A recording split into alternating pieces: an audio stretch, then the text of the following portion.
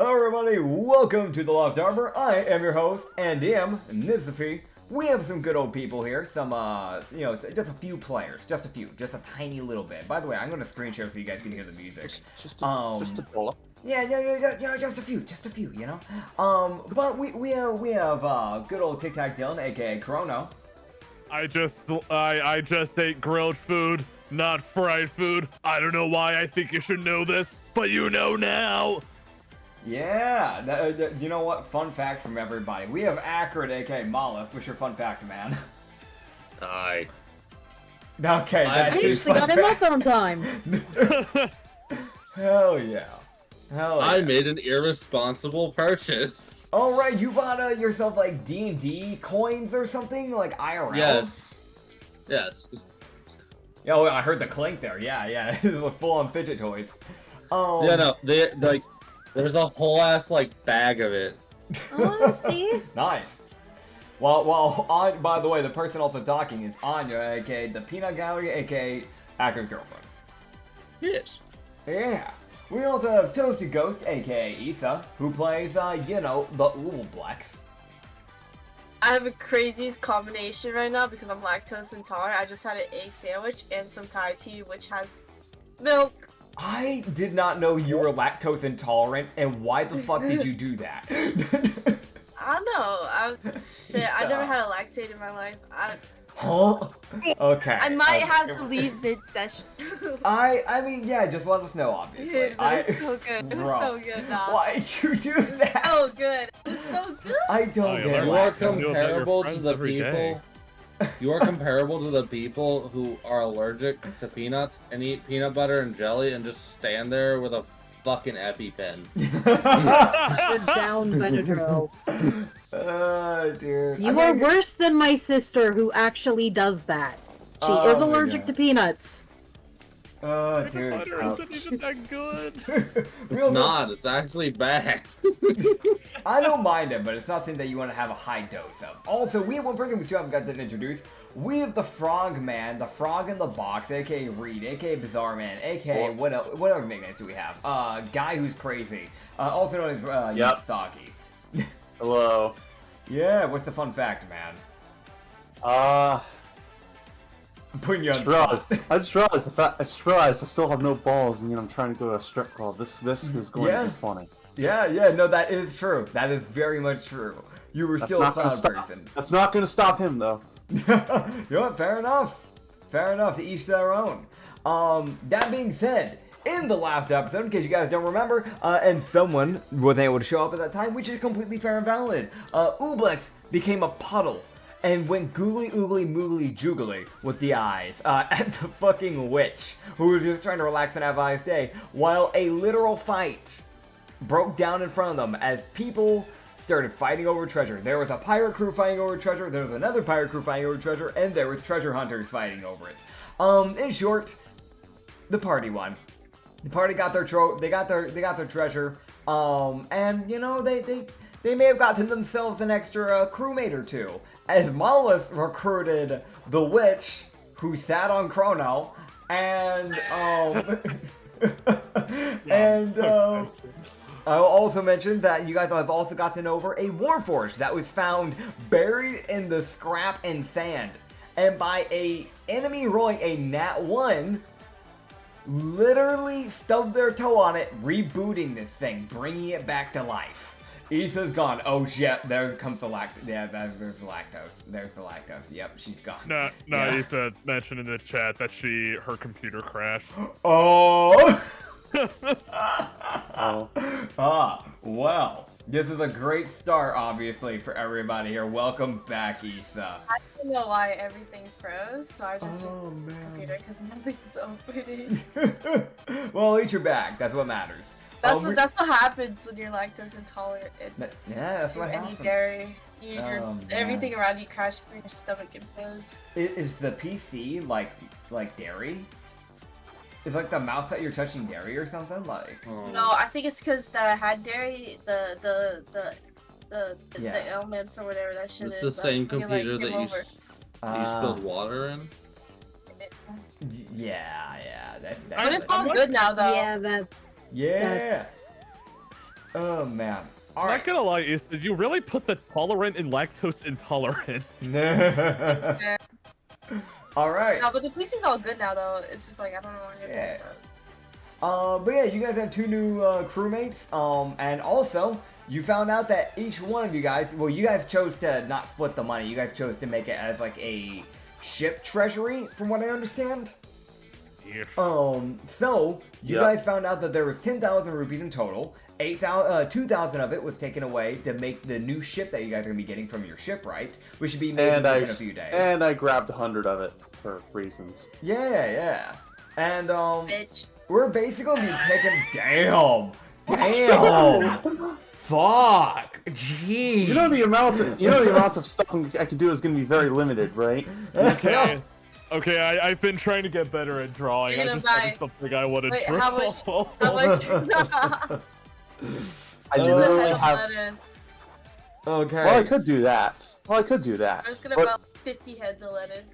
It'll go bad. Well, By not one. if you Well, you- get that refrigerator you asked for. Yay, refrigerator! Oh shit! Oh right, Yeah. I forgot to put the fucking thing for the room, didn't I? Yeah. So like, as long as like for those who weren't there, and I know Issa, you weren't there, so you won't need a reference right away. But something that I gave every single one of the players homework for was that by the end of forgot. until the next session to try and have I'll like, have a one reference in image like for a 5 room. minutes. Okay. If you don't have an image, it's fine. Just let me know. Just like when it drawing comes, your just know room? that every single one of your rooms are going to be customized to whatever your character would want. Dude, my room's just gonna have a bed in it and nothing else. But we'll- Not we'll even a do- whole ass bed with a frame, it's just a mattress. Listen, that's up to you. But for now, that ship's still got to be built, and it won't take too Okay. long, hopefully, because we'll probably zoom through the day, so you guys don't have to wait too long. Unless you guys got things to do here, which we do. Because while the rest of you try and figure out what you want to do at this thing, we're gonna knock it straight away with Usagi, because he was actively. Okay, on there we his go. way. I got it. Nice. He was actively on his way to the Crimson Lining. Yep. So we're Please gonna don't let knock those it off guards be there. You better hope. There was 2 guards that kind of know what you are. There was the human who saw you through the vent, so he knows that you're Yep. at least a cloud person. He doesn't know the rest of you. And then Yep. there's the orc who's seen your full body and everything. Ugh. So he's the one you really need to be afraid of. The You human know, you might be able I'm to gonna- like bullshit your way through. I'm gonna point out. I have the ultimate.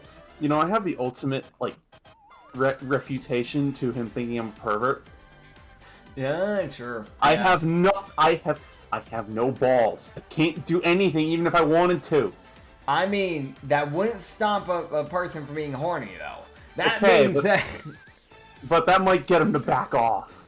maybe. It's a big. It's also an orc, so the No, dude probably it's is an working orc. with 7 intel and a dream, and is probably just willing to kill anybody. Yeah, that's fair. Yeah. That being said, you're gonna be on your way to the Crimson Lining. So players, go and run your heads through what you want to do while you're still here at the island, if there is anything at all. In the process, we're gonna knock this straight out. So you said you were getting a suit. You're gonna go get a suit from the guy, right? So you could walk in and wait. No, you already got yourself a suit. You already have. I already Yeah. have a suit. Yeah, you got yourself fitted and everything. Yeah, so you can go Yep. with your suit and everything and meet up in the line. And I'm gonna roll Yep. to see who's the bouncer over in this area right now. Oh Christ God. Now, the lucky thing for you is that the people that you dealt with before, if I remember correctly, when you went to the tavern and did the peeking thing, it was at night. So you That's actually, correct. so most likely, they at least have disadvantage of being there. Luckily for you, so Yeah. the human isn't there. I'm gonna roll to see if the orc's there. Uh, Luckily for you, they are both doing another night shift. So, Woo! luckily for you, as you show up, and there is the elf from before, from last morning, from the same morning actually. He's still on his same shift. He's just standing there, arms crossed. He look back to you. He just go, "Oh, you're right here. Still looking good. You're good. Go ahead and." Why the music get louder? What the hell? What the fuck? Okay. Oh damn. Okay, I don't know Thank why you. it blasted randomly. Thank you, my good sir. You're welcome. And yeah, you can head in. The same three same 3 dancers are still kind of going in. You can see that they kind of like they're kind of like swapping in between right now. So I'll roll to see which one's currently doing any like dancing or anything. Perfect. Okay, so that's for the Oni. That's for the Lupin. I'm gonna turn this music down a little bit more. It's just really it keeps getting louder somehow.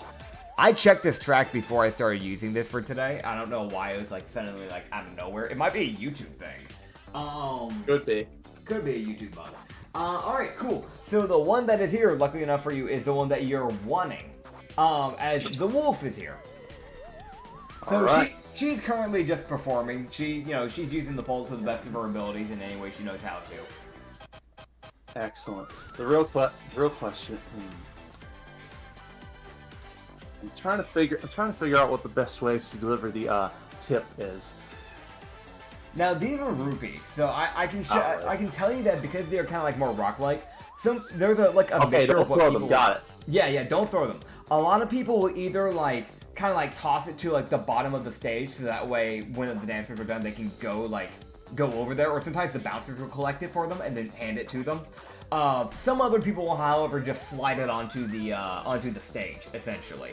That way it doesn't risk hitting the dancers or whatnot. I'm gonna do that. That seems like a better idea. Okay, Am I too cool. short for this stage? So this stage is about 3.5 feet tall.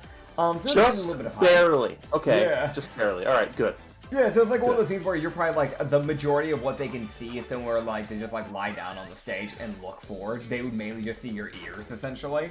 But Okay, well that's a good thing. That's a distinctive feature. Anyway, yeah.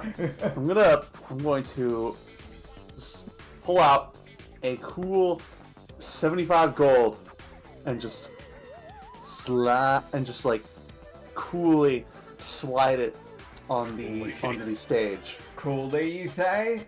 Yes. No, I'm not gonna make you roll something for that. I'm not gonna be an asshole. No, I'm sorry, not to be that guy, but I was Bitch. gonna say, Don't make me do that. How does the coolly sliding money work? Alright. So Okay, fine. Fine. I can give you a visual. It's like I walk up. It's like how bartenders slide glasses down the frickin' counter. Yeah. Yeah. Okay, cool. And I comes I to a have stop been in to the a bar before. I know about this. Give me a drink, I've bartender. been to a bar, and then I Yeah. just disassociated until it was time to go home. For anyone I have who not doesn't been know, The only times I've been to bar, I've only just been there to eat food, not actually drink anything. that's fair. We all know the only person here that's actively an alcoholic here is Issa. She gets drunk all the time, every single day. The majority of the times we do a podcast, she's actively drunk actually. Really? Yeah. she's I think she constantly snorts drunk. cocaine too. Yeah. A lot of cocaine. Yeah, a lot of You gotta cocaine. misunderstood. It's weed. I don't fuck with that shit. My bad, Legitimately Chief, can't my stop. bad. Alright, either way, jokes aside. Oh, the yeah. joke is that I'm under 21 and I cannot drink. Please. Yeah, no, she literally okay. can't. I, however, can. No, I haven't touched alcohol and I don't plan to Your anytime viewers. soon. Either way, yeah, so you're gonna basically slide it. Yep. It's one of those things where she'll pay attention to it, she'll notice it, as she does for Good. anybody else that slides some money basically onto the Excellent. stage essentially. But Okay. it's one of those things where that dance is gonna go for a few minutes, because normally what the dancers will do, they will dance for a good 15 minutes and then they'll swap areas. So it'll be one moment it's looping up there for 15 minutes and then they'll swap 15 minutes, swap. So they normally have a rotation of 3 dancers they just keep swapping through. Okay. So, Alright, well, then I'm just gonna do that and then try to find a table that is somewhat close to the stage but not particularly crowded and just wait. Alright. I'll you know what? I'm gonna do something for you. I'm gonna roll some things here. Oh, this is gonna I'm be just poor, curious. isn't it? Okay, cool. No, so what I was curious on was, is there any interesting NPCs that might just be here, just kind of hanging out? Just out of curiosity. That one enemy that hid in the box from your last battle. I So, swear to God, if he shows up, he's gonna see me, right? So, I mean, it's one of those things where it's even if that is the case, his boss is dead, so it's not like he would care. Actually, I yeah. also don't think he technically ever saw you, come to think of it. yeah, that's true. I was busy. No, you were kind of hidden away. So there are 3 people that would be, I guess, technically, probably not of interest to you, Soggy, but you guys have seen them before, so I'll just mention it anyways. But you can see that the guy who did hide away in the box is indeed just kind of hanging out, just like at a lone table by himself. Okay, that's understandable. Yeah, but you can see that like as like he's hanging out there for a bit, but eventually you see someone approach that table. And it is the kobold that got caught in the net. They have become friends. Well, that's nice. Yeah. The other one is that there's one other person that is of interest, maybe lightly to you, which is someone that got away in the fight that seems to be hanging out. But they don't seem to be angry. You see that the crocodile's there. Oh. He got knocked down, but he was never confirmed dead. I'm not gonna. No, I'm gonna stay away from him if I can. That doesn't sound like a good idea. That's fair. I would really rather not. Yeah, I don't want to be. Yeah. I really don't want to be eaten. Okay. It is completely fair. He's like near the bar area anyway, so he is back turned to you. But it's just one of the things where it's easy to notice him because of the giant fucking tail and the only guy that's wearing a green suit. But yeah, so like you can pick up a nice little seat by yourself, kind of like near the stage, because not everybody wants to sit next to the stage, because not everybody wants to be seen in the light near, or like some people don't want to be seen watching something like this, because some people are like weird about that. Colonel, I'm not thankfully. What? I'm not thankfully. Weird. Please, I have no. Please, Usagi doesn't care. Fair enough. But yeah, are you just watching like the rest of the dance essentially? Yes, I mean I don't have any. Would being a cloud element, like I don't digest things normally. Can I still get drunk? Yes, you can still get drunk technically. Okay, so that's not the best idea. Yeah, it's that weird thing of yes, you're a cloud elemental, but the way I normally run these things, just so they have some form of like vulnerability, you still technically have organs. So okay. Alright, so no, I want to be sober if anything happens out of this. That is fair. So, no thanks. Completely fair. Yeah, so I'm guessing with your money, were you trying to like win her like over to come to your table by chance? Yes, that is correct. So what I'll have you do is I'll have you roll me a persuasion check, and it'll kind of go from there. Because it's that thing of like naturally I would just roll for like just pure random. Like that's really what happened for Dylan. Yeah. So it's normally pure random, but because you're trying to actively get her over and you use the tip, persuasion. Yeah. That's 14. Oh. All right. Roll as roll 20. No, I used D&D Beyond because I was testing roll 20 earlier, and those rolls were shit.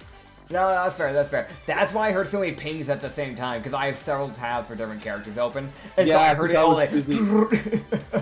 Yeah, I was busy testing the roller, and it didn't like it. That's fair. That's it. This one didn't like me either, but it's not that bad, I suppose. Hi, sorry for derailing this really quick, but I just want the viewing audience to know that I think I just rickrolled Issa in the roll 20 chat. What the hell? My fault for not having the URL memorized by heart. What the hell, man? How could you do that? Yeah, so with a 14, basically she'll have advantage on showing up at your thing, essentially. So that randomness is basically doubled for her to show up. Yeah. We'll see. Alright, cool. That is barely enough. So she'll end up like, it was a thing where it's like I had essentially set up different numbers for different tables. So you had like a range of, you had to either get in between a 14 to a 16, and she got a 16. So it was pure luck. But yeah, you'd see her start like walking over. Good. And she would just like, kind of like, she would stop like right at the table and just go, mind if I take a seat? Not at all. And you'd see her sit down.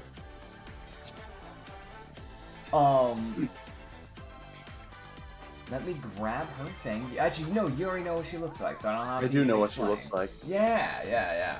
But she would just look to you and just go, "You're new here, aren't you?" Indeed. Yes, indeed. Just a passing drifter. I can tell by that, quite clearly by the pun there. Is that a cloud joke? I didn't even intend that. Yeah. Oh, yeah. Well, okay, well.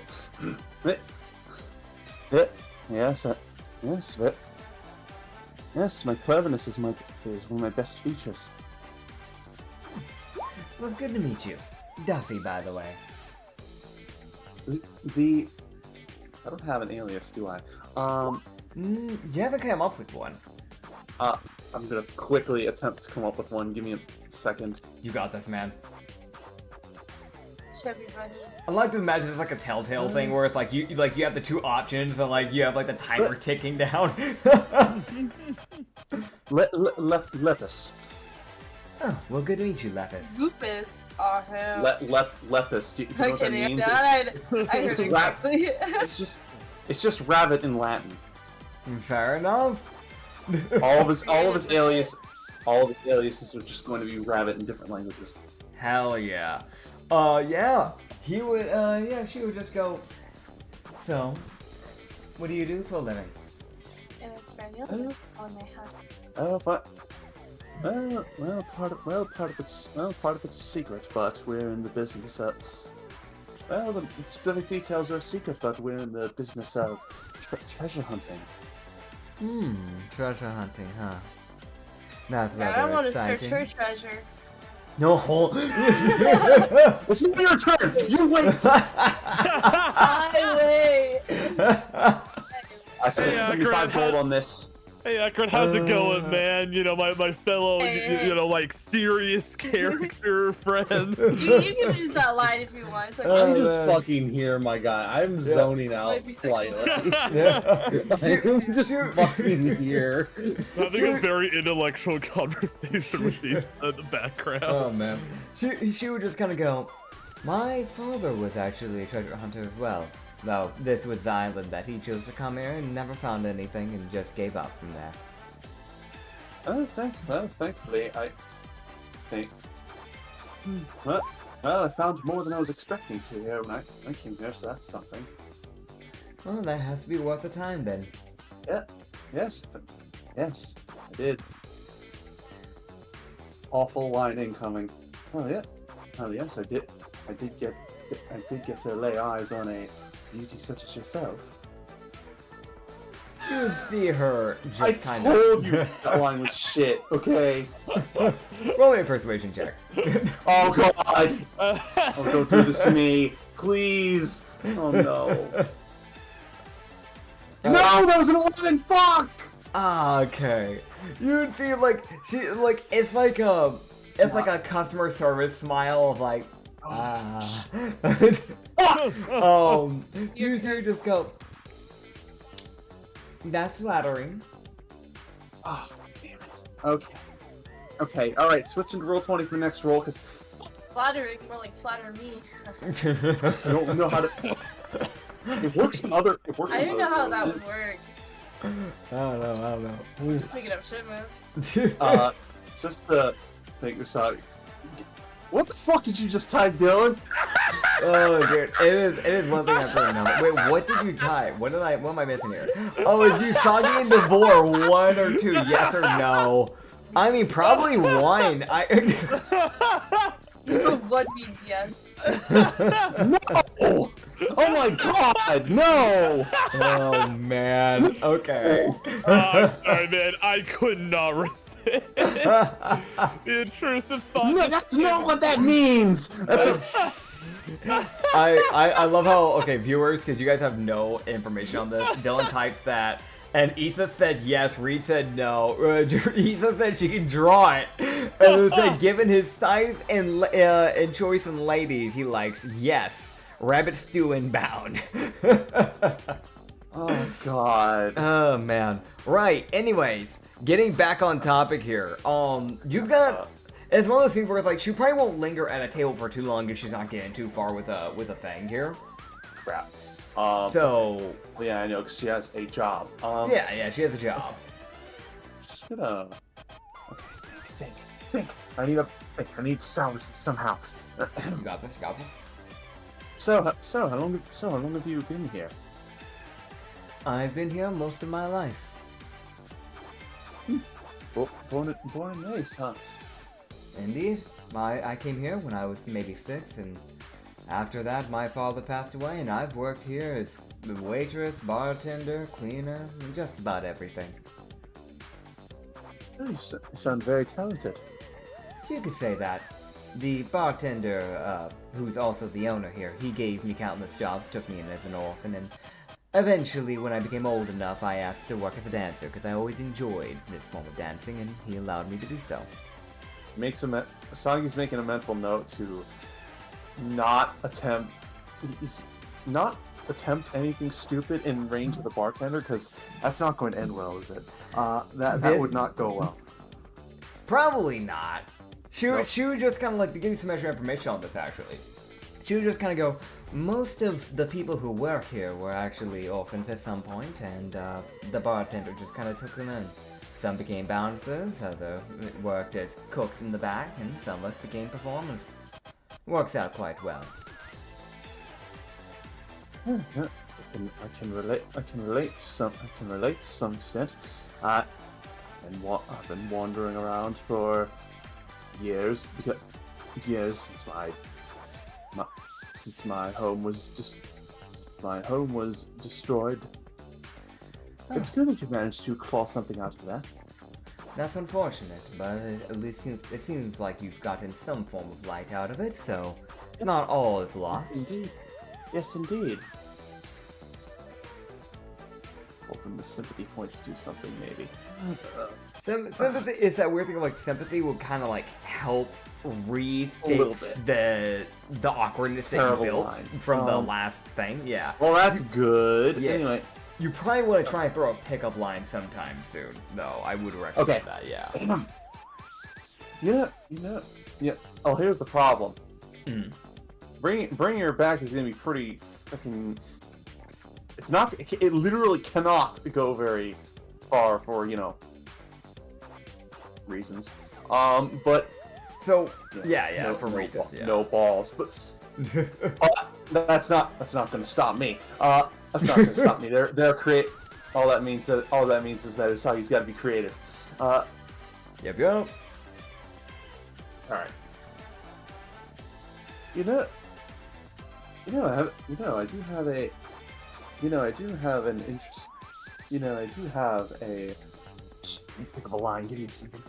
I need to think of a good line. All right. I'm gonna put a little telltale timer here. Fuck me. All right. All right. You can see while you're figuring it out, you can see the camera's cutting between multiple people. Like at one point randomly zooms in on one of the people in the background, just making a really random face, staring at the two of you, and then looks back and keeps talking to someone, and then the camera just cuts back over to her again. Yeah. The real question is how. We don't know when the ship's gonna be ready by. Is it tomorrow? I would assume. Week. It'll probably be a week. It's one of those things where it'll probably be a bit. Wait, really quick, Nits. Yeah. Just kind of going off on your telltale bit, and then the dialogue got to show up. Two really cool sounding lines. One of them is and the other one is just, hey, what a. Dude, yeah, no, that's not it. It's there's a poor choice, there's a good choice, and there's saying nothing. Which, by the way, that timer's getting pretty close to ending here, sir. Okay. I will say my ship's currently being renovated. Would you like to come and see it when it's ready? Roll me that persuasion check. Oh my god, please. All right. I'm doing Bing Dice Roller here because I don't trust either of these rollers. I will live stream it if necessary. You can just take a screen screenshot. Yeah, you can just take a screenshot and send it. All right. Come on, bastard. You fucking. What'd you get? Oh my. That's. All right. Well, I guess that's not that bad. Yeah. 14. 14. Oh no. So. Oh god. She would look to you and just kind of go. Nope. I will have to think about it. Okay. Yes, I'll think about it. When is it supposed to be ready? In a week. In a week. Yeah. Well, give me It'll till pro- then. we're getting a great shipwright to do it, so it'll probably be fairly obvious. Fair enough. I'll stop by the port if I have the time. All right, thank you. Yeah. She'll get up after that. Okay. Start heading over to the next table. It's one of those things where like it's not a guaranteed like you won or over, but it's more of like I mean yeah I'll show up to your ship I guess type of thing. That's probably the best I could have hoped for. Fair enough. Oh man, these rolls. I'm gonna have to do some prep. I'm going to. Oh my god. Ublux's bed. For those who don't know, Issa sent a picture of like Ublux's bed and just had the Five Nights at Freddy's crew. Wait, who the fuck is Purple Freddy? Is that supposed to be Shadow Freddy? Shadow Freddy, yeah. Shadow That's Freddy. the real Put up the character. slime bed. It's better. Okay, listen, we're gonna keep this going. Okay, y'all can keep setting stuff, but like we're gonna keep this rolling here. If you don't- have I an don't idea I like. I don't have anything else to do. All right. Well, I No, mean, like I said, mean- like besides like knocking people's stuff out, we'll probably like zoom past these days. Okay. So, besides Usagi's little bit there, Acrid, did you have anything you want to do with your character? With Malus. Sir. He's dead. Mamas is All right. struggling. Oh, with what? He's struggling? Why is he struggling? Alright, I got no response. Alright, Dylan. Mollis, I hardly know her. Dylan. Struggling with trying to figure things up? out. Alright, we're gonna go to you for a bit while he's trying to figure stuff out. You said you had some stuff you wanted to do. Okay, yes. So I've been thinking, dear viewers, with what seems to be probably going to be a bit of a challenge, a bit of a story arc in its own right coming up on the next island. I want to take this time with all the money we got to upgrade my arsenal. So I'm not going to take any money with me for now. I want to at least make sure I could secure something and then get the money for it. Because I think it'd just be kind of a risk just carrying like 500 gold around willy-nilly, if that makes sense. That's fair, or yes, technically rupees, but yes. Right, muscle memory. So what I would like to do is just look for a dexterity or maybe a strength-focused weapon. And I know how you usually run it, same with Acrid, is just by making an investigation check. Yeah, so now I will say the one thing is that there are two, if I'm correctly, there are two shops here that you can technically go there and look. Because it's not like you're in the apocalypse like Sanity one where you just start rummaging through buildings. There are actually proper shops that are actually being run by actual shopkeepers. That is something to keep in mind. But there is, and I will go grab these ones so I make sure I tell you the right one. Yeah, okay, yeah, no, so the only one that actually is going to have proper weapons would be the scrapped anvil. That's going to be the only one that would actually have weapons right now. So yeah, you can head there and you'll roll me an investigation check, essentially. Okay. Gotcha. And just tell me what you find while I'm looking through my item. You got a 7? Oh, man.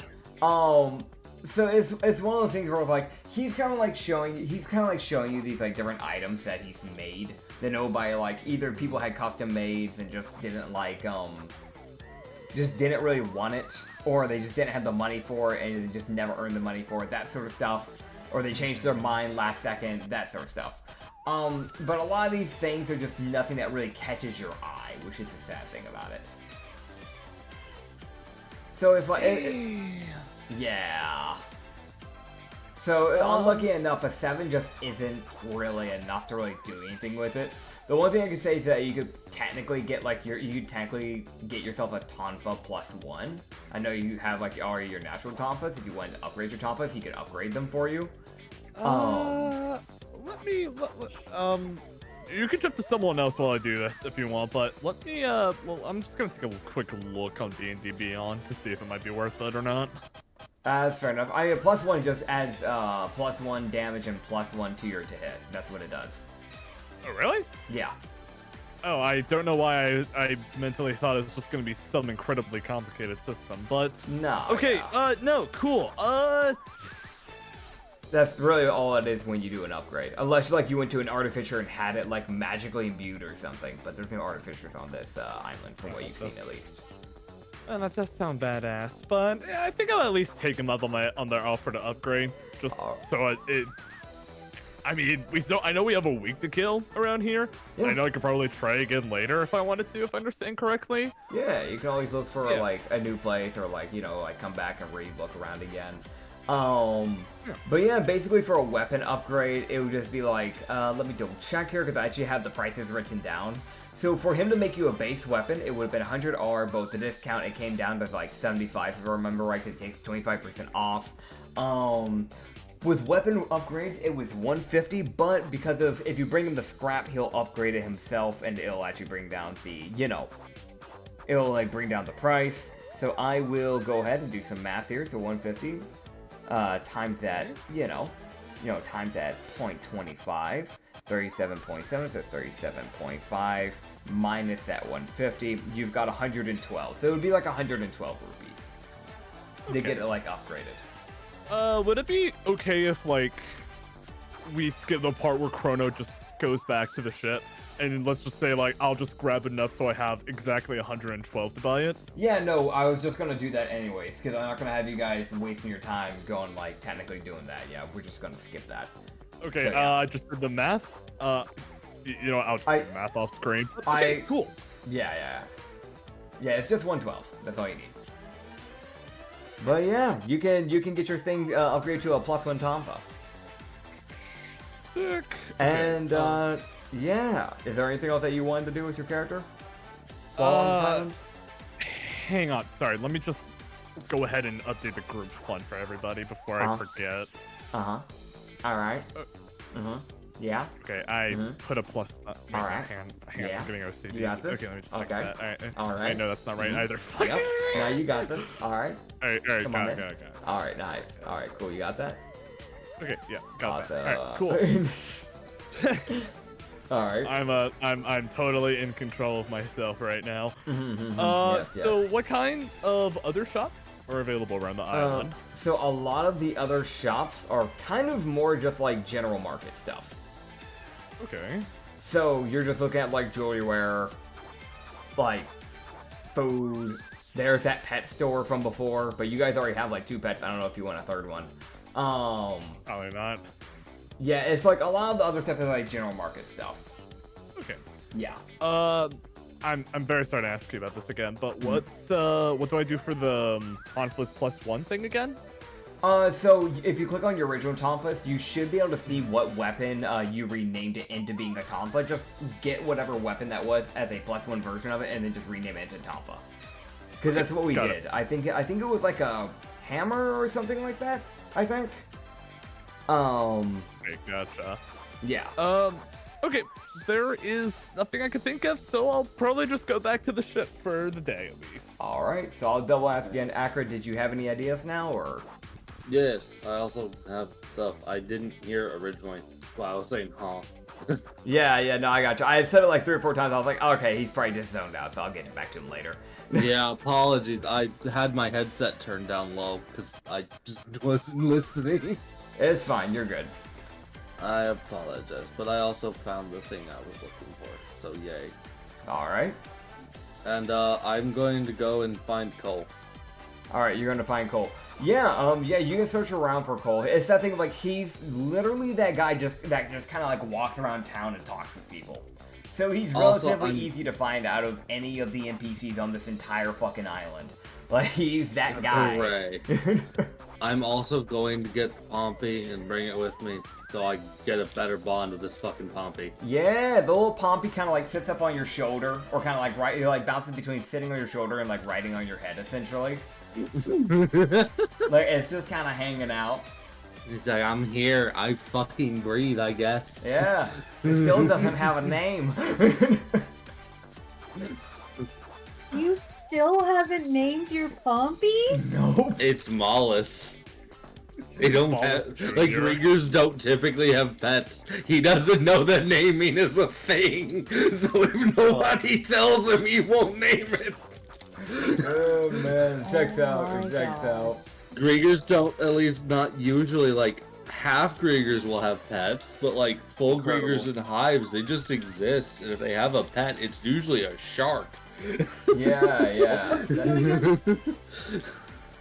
Oh man. Okay. They're from the fucking depths. They don't exactly know what pets are. Oh, good lord. And nobody has thought to tell him yet. No, he doesn't know much about the surface, to be honest. He's learning as he's going. Haven't you seen the bird that Usagi bought? Technically, he's barely seen it. Like, he saw it for like half a second.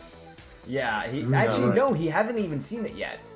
Actually. Alright. Like, Mollis has not interacted with Usagi since Usagi bought the bird, because we immediately went and fought something, and I hung out with the fucking witch. Yeah. And then I immediately went to go. Yeah, you immediately left, motherfucker. I have not seen you since the fight. Go blow money at the strip club. Oh, speaking of. Oh, I thought of something important I should do. This is a stupid gamble, but it's an idea. We'll touch on it in a bit because Acrid's thing. I can wait. I can wait. Just like... Alright, so Acrid. What is it? With He's Cole, gonna look. Yeah, he's gonna try and recruit Cole. Okay. Just because he's like, you will be useful. That is a gunslinger, so that would genuinely be a useful, like, ranged fighter. Yeah, that's fair. Yeah, it also would give us a different, like, spotter. Someone else who can slot in for spotting. Yeah, because right now, I'm going to be honest, your only spotter has been Benjamin, and that man's been stuck up on the crow's nest almost 24/7. I know, that's why I want him off. I'll just let you know right now, Mollis, since technically you're doing this without letting Chrono know. With Cole, you're probably gonna get, like, a little bit of a reaction, but it'd be like, well, he is pretty good. Expect something for the witch. That's all I'm gonna say. Oh yeah, no, you made Mollis vice captain. He's not. He's like, well, oh. Yeah. He'll probably not be surprised by this. Chrono is gonna say something later. That's fine. Mollis is he's like, I'm recruiting unique people. On the bright side, you have time to prep for that Mollis because he hasn't found out yet because she hasn't shown up at the ship yet. Fucking grand. But yeah. I might inform him moments before her arrival. Yeah. So when you What? when you find Cole, he's like actively like telling a story to like a bunch of kids. So yeah, I'm also gonna wait. Yeah. So like, okay, yeah. So you're like listening to the story, and he's actively talking about one of the scrap fights he was in the past. So you would hear him talking about how like he had ducked under like basically one of the like wooden planks in like one of the fights. And it was like 6 other people basically got free for all. And he would mention how he like basically put the plank down, shot one of them, brought it back up, used it as cover. 3 arrows hit it, shot one more person, 3 more hit back, shoots one more person. Like it's just that like consistent. Like he is adding as much hype to this fight as physically possible, essentially.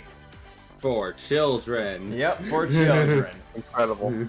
It's just like after that, you see him kind of just like spot you with like his eye, and then just look to the kids and just go, "All right, head off now," and just kind of like shoo them away. Yeah.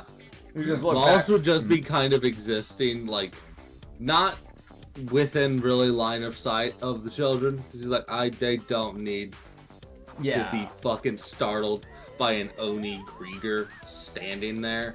I'm good. I'm gonna stand off a little bit. That's fair. That's fair. Yeah, so he would just kind of look back to you, kind of like basically go from a crouching to like a standing, just kind of like put his hands in his pockets and just go, "What you need?"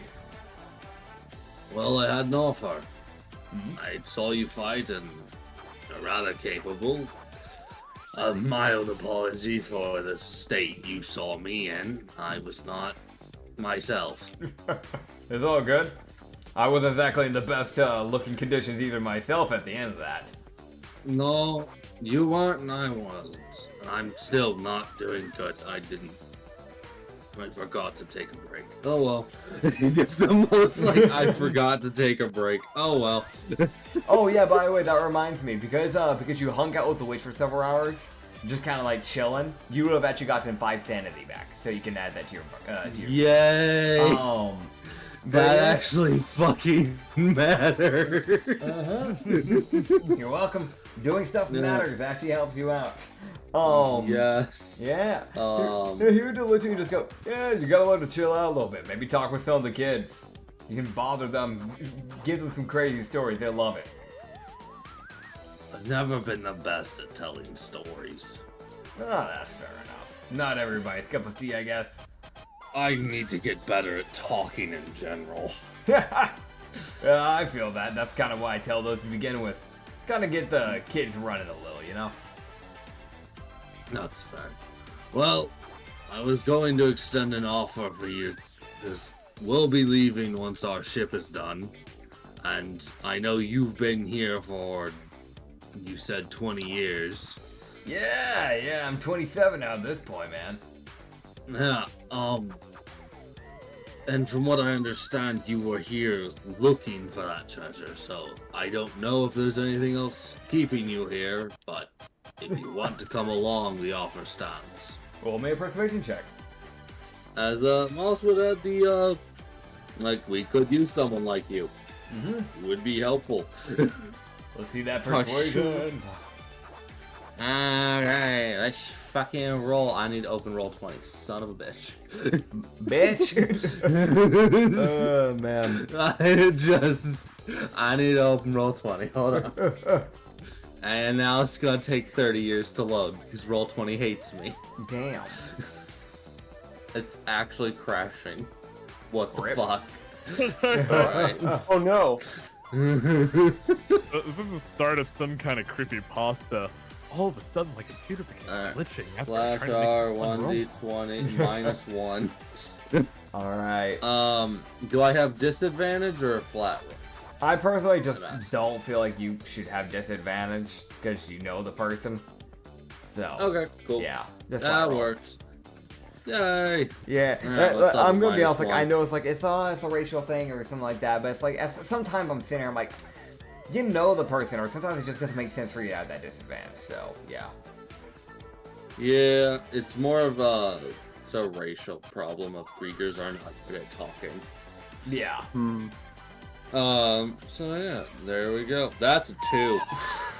So you would see him just kind of like run his like left hand through his hair and just go, sorry man, I'm already kind of, I may have already gotten recruited by someone else, so I can't really do that. Sorry man. But I hope to see you around again. You know, I'll be sailing around, so we might run into each other again. We do. And we're dealing with treasure again. You better believe we're rivals. I believe it. But he Wallace would. would, Yeah. Wallace would be like, I believe that. Just hopefully we're not enemies. Properly. Rivals is one thing, enemies is another. Hey, listen. They'll always be rivals. I don't think we're gonna be being enemies. If my allies start fighting you guys, I'm not helping them. I'm not gonna like fight for you guys either, but I'm not helping them either. Yay, more free-for-alls. Hey, you gotta love it, man. Listen, they can't get mad at me if I just so happen to accidentally shoot them in the foot. I mean, hey, you know, everybody slips up every now and then. Everybody slips up every now, shoots his ally in the spine. Like, But no, you- my finger slipped, Captain. I'm sorry. I didn't mean to cripple you for the rest of your life. you just go. I know your race isn't really used to this sort of thing. You ever heard of a dap up? I'm sorry, what did you just say? Ever heard of a dap up? Oh, I thought you said He's- dap up. No. Okay, that makes more sense. He just gets like a blank stare from Mollis. Alright. I'm gonna show you how to sign yourself off after a conversation like this. Let me show you something. This is a land thing, okay? So go ahead and reach your hand out like this. It's gonna be like kind of like a high five, right? We're gonna go down low. We're gonna connect. You're gonna slide your hand back, right? We're gonna slide our hands away from each other. After that, make your hands like a knuckle fist. You're not actually gonna punch my fist, but we are gonna make it connect. That's a dap up. I just love the absolute, Mollis is saying, I have absolutely no fucking clue what the fuck's going on here. But alright. He will teach you a dap up. Huh. Alright.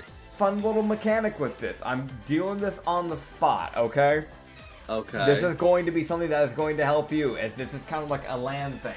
If you use this with the right type of people, because not everyone's going to be okay with a dap up, but if you do it with the right type of people, it might, like, as soon as you greet them, it might give you advantage to cancel out that disadvantage on people that you don't know. Huh. Okay. But, so basically, I need to do it with people with the same energy as Cole. yeah, yeah. But Okay. if you do it with someone that's gonna be like, ugh, no, you just made it awkward. So. I punch them and walk away. Yeah. But now you got the idea. It's like, this is a fun little, like, mechanic that Mollusk can now use to try and hopefully negate a bit of that disadvantage from he's constantly getting. As you've learned something about the surface. Yay. Yeah. Perhaps I can get that fucking crow to talk to me. Maybe. If that is all, then we'll hop over to Issa for a bit. What's good? Ublax, do you have anything you wish to do? I want to cook. You want to cook? Okay. Cook. What are you cooking? All the shark we have is dried up, but I still want to make shark sushi. Yeah, I mean, technically we could probably make that happen. I wouldn't imagine Karori would have been able to get the amount of pounds all dried up within the same amount of time. So there's probably, like, I feel like a few, like, you know, still raw, like, cold bits that's been preserved. If you want to just create some, like... I can make great white shark sashimi. This could go great. Yeah, you can make that. Roll me a performance check. And while you do that, is there anything else besides cooking, by the way? I'm double checking here. I'm just making sure that you guys knock everything out that you want to do on the island before you guys leave. Cairo. Nice! 24! Yeah, you rolled really well with that. What are the So, islands around? Anyone who eats this is going to get inspiration. It's really good shark sashimi. You did amazing with this. Fuck yeah, Misha. Hell yeah! Which I'm imagining everybody in the party is going to need to eat, so I'm just going to go ahead and do this. Anybody in the party, you guys can just add yourself inspiration if you don't have it already. Okay. Yeah. Because essentially you're going to have to eat at some point, and eventually you're going to eat the sashimi, so you're just going to have inspiration. Right. Remember, may I remind you, the food inspiration lasts for a week, and then it goes away. But I will say this, I'm not going to make it that timer for it to start going away until after you leave the island, because we're going to be skipping like a week's worth of like random stuff happening within the island, so you guys aren't just waiting on the island for a week. Okay. Yeah. But besides that, was there anything else anybody wanted to do before we get this thing up and moving? Well, one, I need to get some lettuce. You need to get lettuce. All right. So you're gonna head to the I do marketplace. have lettuce. Oh yeah, I need that's some true. wheat. I need some weed. Why do you need some lettuce? What do you want in here? I need it What for do you want weed. some lettuce? Yeah, you can I need to get high. Yeah, you can go to the marketplace. You can get yourself some You're lettuce. not It's a like, rabbit. if I remember correctly, it was 5 rupees for. Oh wait, yeah, that is true. Would it not work? It wouldn't work for you right now, but it's like 5 rupees for like a head, because you're technically still a cloud. It would go bad. now. I still have like 21 days left of this. It would go bad by then. Yeah. Right. By the way, I'm so Okay. glad I pointed Okay. that out. by the way, not to be Hey, anal or save me some anything. money. Okay, no, I know. Reminder: The other thing I need to do. if you're gonna take stuff out of the group fund, please update it in the group chat to make it easier to keep track of when Yes. you do Okay. it. Yes. All right, so I have a thing I need to do. This is a spectacularly stupid idea, but it's worth trying. I'm just going. Okay, in a brief moment, when, like nobody's around, I'm going to attempt to pray to Kikas for one specific thing. Okay. Can you just? All right, listen, right? All right, listen, kid.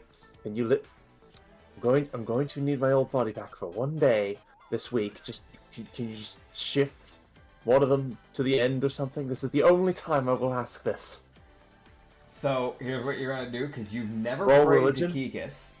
You'll roll me your religion. I've got a DC set in mind. Oh god, here we go. I will say this is just a DM like clarification here because you've never rolled because you never prayed to this god and also you yourself don't follow the goddess. It will be a bit high, so I'll just let you know ahead of time. Well, I have a +2 to religion, so this is. I'm well aware this will probably not work.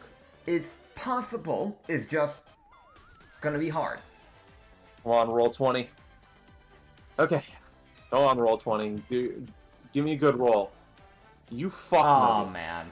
Why are my rolls so bad? This is ridiculous. Dude, you have your moments when it comes to rolling. There's some days where you roll genuinely well, and then you have the other days where you get like a 180 and you just get like the 8s and 10s. It's so rough.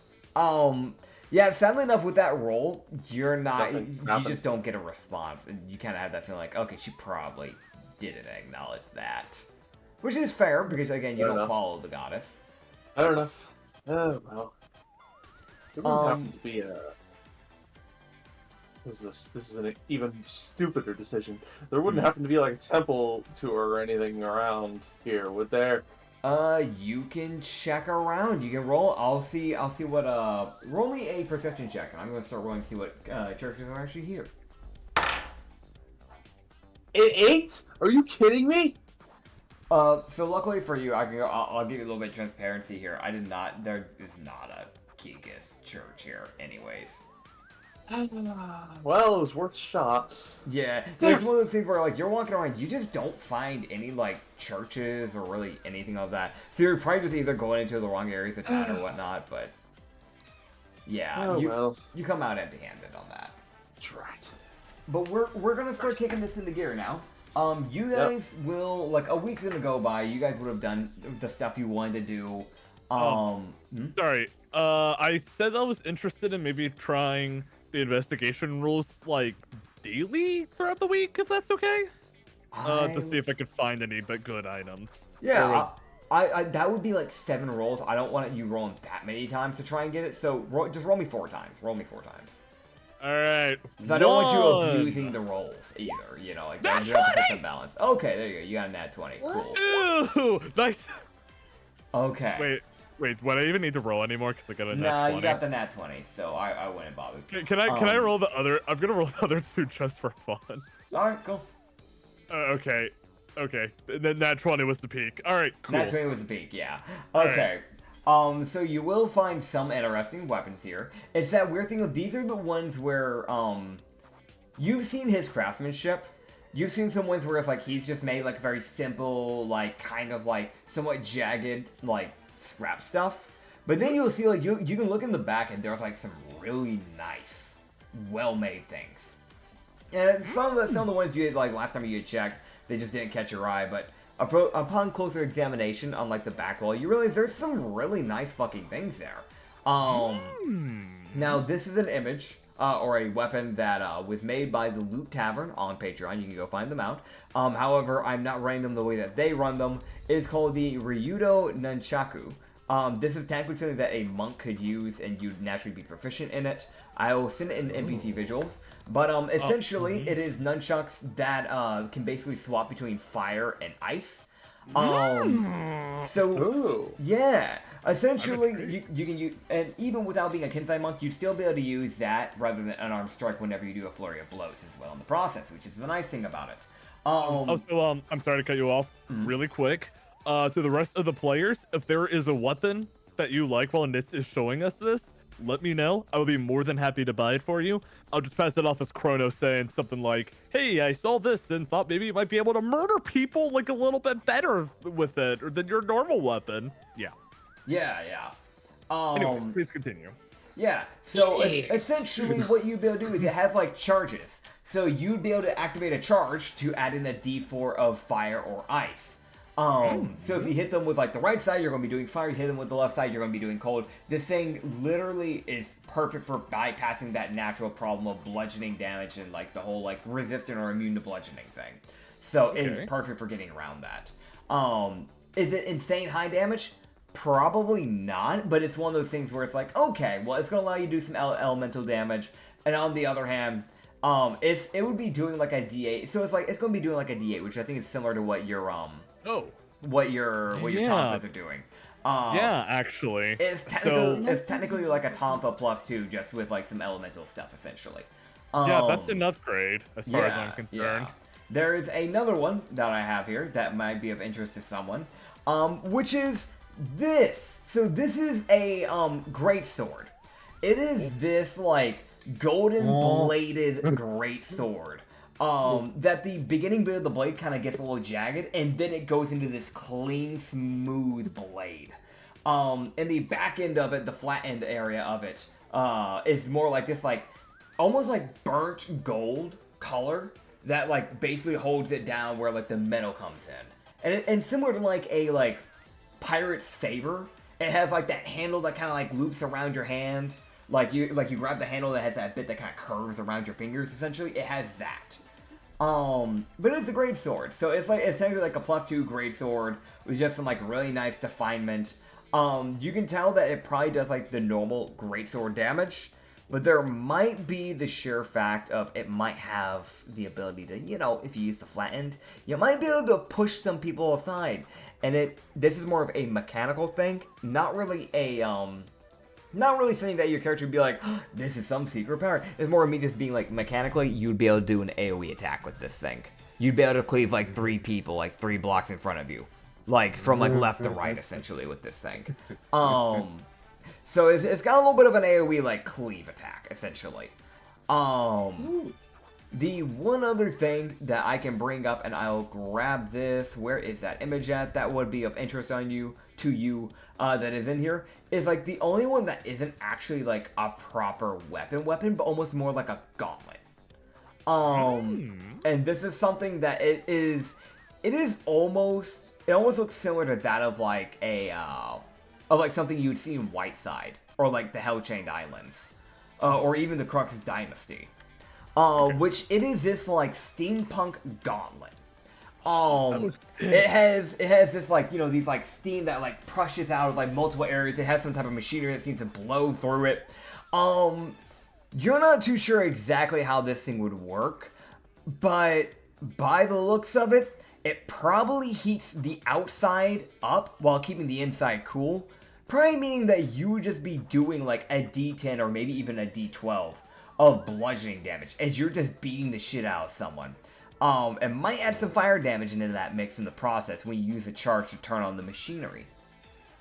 Oh, I want that. I really want that. Incredible. So, Okay, yeah. I really need to get Martial Adept. So before I start making decisions, I know for a fact the only one who'd be interested in something like that greatsword is you, Acrid. So is Possibly. I can help get it for you. You just have to tell me right now. Yeah. I have a plan for Moss when it comes to sheer amount of weaponry. Also, I never actually intended for the pickaxe to be like his fucking main weapon. It just kind of fell in to be like, well, I mean, it hits really fucking hard, so yeah. But getting someone that could cleave would be better. Also, I plan for Mollis to get Martial, so he can just use martial weapons. That would be good, because you're really leaning into weaponry rather than like hand to hand. Right. Yeah. So with the greatsword, that would just be like 375. And with the gauntlets, because there's a bit more that comes into that, that is like, technically speaking, that's a good 500. So I'm just gonna ask this right now: would Chrono be proficient in using the gauntlets? It's basically a monk-only weapon. Okay, that's what I thought, but I wanted to make sure just to be safe. Yeah, to be more specific, it's a monk and artificer weapon, but yeah. Okay, I think I'd kind of prefer that over the nunchucks, because I think that's gonna do a lot more damage. Also, it's just gonna look way cooler. I'm gonna just be real here. That's I like the fair. idea of having gauntlets for Chrono. Hell yeah.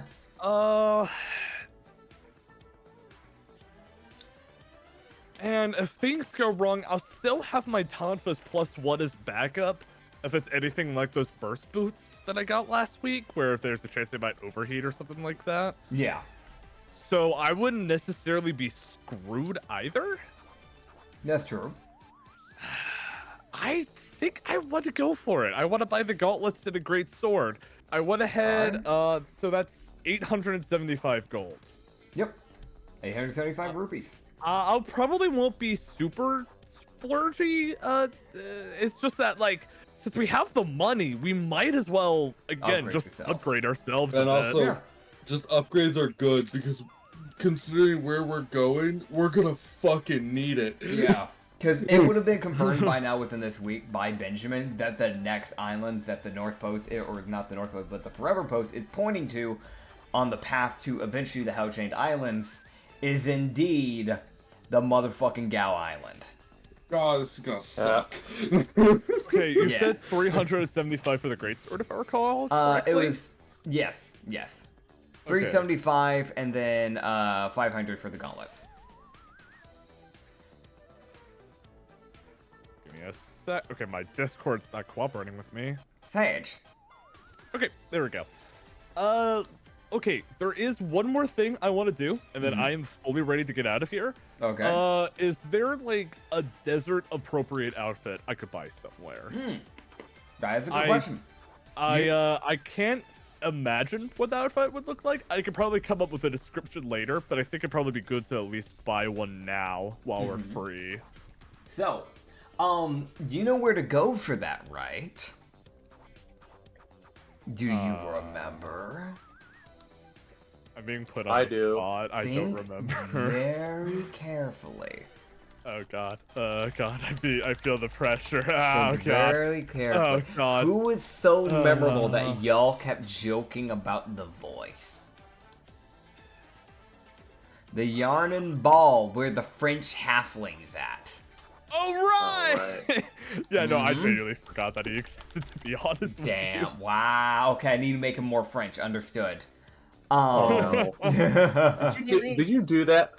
Did you come up with this guy after I had a French halfling tailor in my own campaign? No, I'm gonna be honest. I've been planning something like this for a long time. I just never got to do it till now. Okay. Yeah, I very rarely get inspiration off of other people's campaigns. Normally, I will be completely honest. That's fair. Okay. So, also, by the way, to kind of give you an idea for what you need for desert clothing, I actually have pulled up something off Google to kind of get you ideas. To kind of help you out here a bit.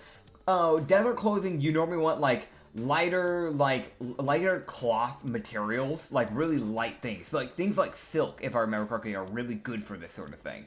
But also, normally you want these, darker colors to soak up the sun. That way, it will be easier on you. Silk suit. No, just kidding. Hoods are also very helpful. So I'll send you some examples here up in the just in Pirate Talk. But some examples are things like this, where they have these scars and robes essentially. Or another good example that I found here is something like this, where it has again, tarps, clothing, scarves, robes. Baggy linen, that sort of stuff is very useful. You want light cloth because the sun's gonna be beaming down on you 24/7. Which I'm gonna mention it would probably be good for a few people to mess around with that. Usagi, or not Usagi. Literally the only people that won't really have a problem with going to the desert with humidity or with the pure heat will literally be Mollis and Ublex out of the PC crew. Yeah, I have fur. This is gonna be a problem. Well, actually, not now. I don't. Well, yeah, I will later though. Yeah, you will later. So that weird thing, right now, Cloudform, you're kind of fine. Heat exposure is a thing where it's you won't directly get sunburns or anything like that, like what Chrono could get, but if you let yourself start burning up too much because you still have an organ system and all that, you could technically start overheating yourself. And while you're a cloud, yes, you won't be able to pass out from an overheat, but you could technically start doing a weird form of sweating, which would cause your body to start evaporating lightly. So you do. God. Yes. So I do recommend you start looking at some desert clothing. Okay. But this is something that I'm not gonna make you guys go just go there and everything. I'm not even gonna do the accent for you guys. Basically, you guys can just head in there. It's only gonna cost 10 rupees to buy yourself some desert clothing. They're fairly cheap clothing. because again, it's very light materials. Isn't very hard to sew compared to like the tailored costume suits this guy is making. So it's just like 10 rupees. So like you Okay. get 20 of the. I could just go ahead and just buy some for you then, Reed, while I'm here. Wait, what? You're going to? Okay, cool. That's convenient. Yeah. I don't know if you have a design in mind, but maybe we could just like figure out what we imagine our desert clothes would look like later. Or Yeah, something like I mean, that. you guys have literally until you get to the Gao, which will probably be another Okay. session or two. So you guys should. Be I good for now. actually, I actually just realized Mollis has something even better for himself. He has the fucking blizzard cloak, which means Oh, it'll yeah. also help keep himself cold.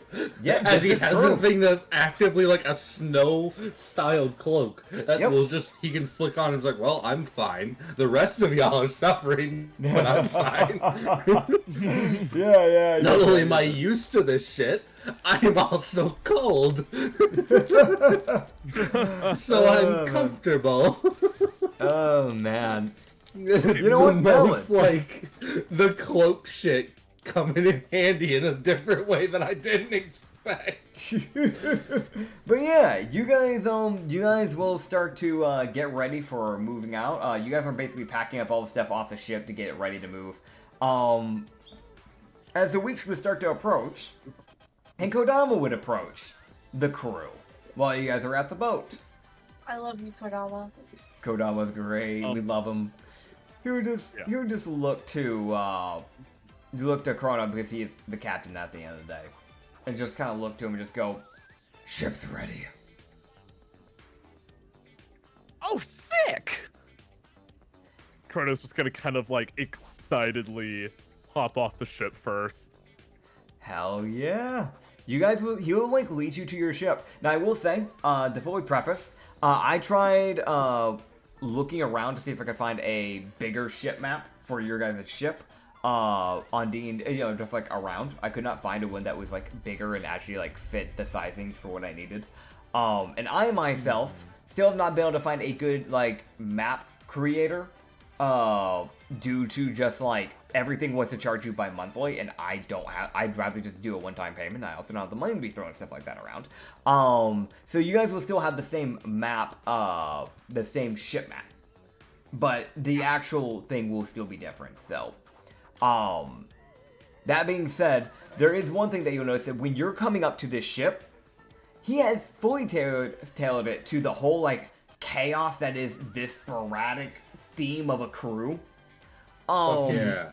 So he's kind of got a little bit of everything for every single person. So every person has their own customized room. You would see that there are like some special things for some people to kind of like work with. As you have similar to like what you guys have with the setup here. I want to mention this ship is way bigger than your current ship that you've been using, because you guys have been using a very small ship, a schooner ship essentially. This is like a properly big ship. I don't know a lot of ship names, but it's not a massive ship, but it's not small anymore. It's like that medium-sized type of ship. Brigs. Brigs, yes, Those are thank like you. those have like 2 layers of guns and everything. Yeah. So that's essentially what you're working with now is a brig. Yay. There are, I'm letting you guys know, 16 rooms. You guys currently have, I think, 13 party members in total, or 14 now due to Cole. So you have 2 more spots for 2 new people that you can get if you want. Hold and join. Wait, yeah. Oh yeah, never mind. Yeah, no, you're right. So you have 3 more There's the areas witch. open. Yeah, that's me adding in everybody. I'm pretty yeah, because you guys have 9 NPCs and then 4 PCs, so that's 13 total. So you have 3 open rooms. All right. But essentially every single one is tailored to a different person. I would say that also on the front, you know where like normally like if you take for example One Piece, at the very front of the ship they have like with like the Go Mary they have like the sheep head there. Yeah. This one just kind of Yeah. has like a siren at the very front with like essentially a Triton. And you'd also yeah. see that he made you guys a Jolly Roger. Oh. Sick! Kiss him Yeah. on the lips. Because the captain is a time wielder and seems to have like, cogs and everything. It is a like Jolly Roger that has the skull, right? 1 bone going from top right to bottom left, and then from the other side is a gear that basically like hides behind the bones essentially. like basically encompassing the rest of that area, making a big circle. So yeah. As you guys now have your new ship, you have 2 crow's nests as before, so 2 different sails. You still have your, like, you know, your actual, like, driving area still in the back, because that is kind of, like, normal for a ship to begin with. You guys also would have 2 different floors, so you have, as soon as you go in, the first thing's there is, like, as soon as you're heading in, instead of having, like, the kitchen right there, you have this little area that, like, when you first go down, there is 2 options. You can either go into the captain's quarters, or you can go downstairs. Downstairs will lead you to all the lounge room stuff. Oh, no, lounge room stuff. That is where all the cannons are at. So you have 3 cannons on each side. And then, besides the 3 cannons on each side, you go down another level, where you have essentially all the lounge rooms. That's where everybody's bedrooms are at separately, as well as bathrooms. Alright. And then, lastly, one more down, you have the fucking prison. So if you guys capture anybody and you want to actually have a hostage area, you can have that there. It's also where your storage is at. So yeah. I could think of something to do with that later. Anyway. But yeah, so you guys now have your areas. Basically he'll walk you guys through. First thing, I'll just go and mention it straight up, the kitchen, because Ublux actually cared about this. You as a player told me even on the podcast, like some stuff you wanted. So there is a stove, a proper stove. There is a fridge, so you can actually either like freeze stuff. So a refrigerator and a freezer. You would see that he seemed to have made something himself that you've never seen before in your life, as Ublex. And he's kind of like put it onto on like the counter. Essentially, he has it mounted. It's a blender. Like DM to player. It's a blender. He made you one of those. I hardly know her. Yeah, he explains it to you and what it's used for, essentially. But this is your first time ever seeing a blender. In fact, that's actually the first time anyone would have seen a blender, because that's not something that exists in this world normally. This is what happens when you get a legendary shipwright. He has lights built into the like ceiling for you guys. And just in case if those ever get broken and you don't have a shipwright to fix it at the time, because right now you guys still don't have a shipwright on your ship, you guys do have backup lamps that he has like basically put into the storage area in case you need them. And we're actually going to kind of walk down and start, like, I'm not going to go through like the NPCs rooms unless you guys randomly go in there at some point, but for now we're just going to knock out the people that actually matter here. So we're going to hit the first person that actually ever sent an image for his room. Usagi, to your best of your ability, describe to me what your room looks like. My room is essentially the stereotypical, like, when you go into, how do I put this really? It's the stereotypical, like, it's the stereotypical sex room. Heart-shaped bed. That's crazy. Bro sounded so shy saying that. There's no good way to describe it. Honestly, a better way to put it is that it's like a Playboy room. Thank you. That's better. Yeah, because it has like instead of the normal bed, it's the same type as like what I'm seeing in the picture. It's got like the circular bed, but with like the velvet red sheets and the velvet red pillows, and with bunny shaped cushions. Yeah, I got you. and a mini fridge full of alcohol, and not that I can use it at the moment, but it'll come up later. And a hot tub.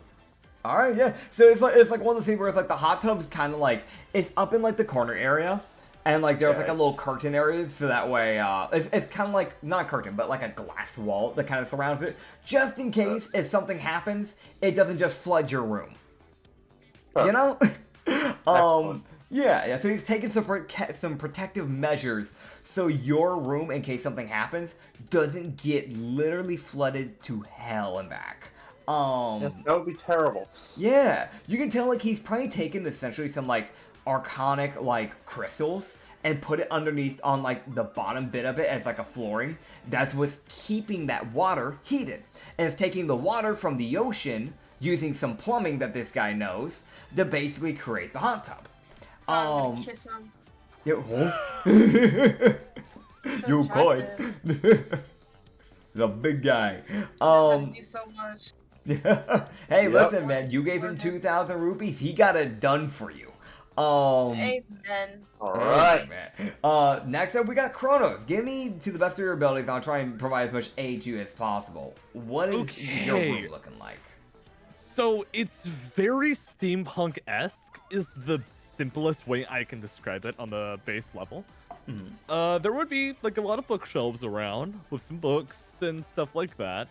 There'll probably be like a table with like a few small chairs in one area of the chess game that Okay. Chrono got way earlier into the campaign. There'll be like probably like a reading chair just to properly read and relax in this room with. Yeah. And there probably might be a few gear-based decorations somewhere in there. Probably. I just thought of it. I just haven't had time to finish that thought. Yeah, so I'd say like both things. There's probably some like gears that have been basically built into the framework itself. So like there's some bits where like the wall essentially pushes inwards a bit because you're in the captain's crew area, so you're not like smushed in with like you have a little bit more space than the other rooms do. So essentially where like I'm gonna ping it here on the map here for you, but essentially in the back end of like the room, as soon as like you walk in, like on the back end from like the door, that wall, that bit pushes in a bit where you can see some like gears have been basically built into it. And he's even gone out of his way not to just make it as like a stagnant decor. It's actively like moving and like the mechanisms are actually like going. As it is like powering this like clock that he has like built into the wall, onto a different side of the wall. Kind of like a grandfather clock essentially. Neat. Yeah. But that is your room. And then you head down a little. Okay, Ublex, buddy. What is your room? Oh, that's not my Well- actual room. Don't worry. Oh Okay. god, here we go. Okay. Look This further should be down. good. Further down. Okay, so you got that one. Okay, so if I'm understanding right, I was gonna let you describe it, but if I'm understanding right, you literally have a bed, no frame. You just ask for like a bed, kind of like an earth bed situation.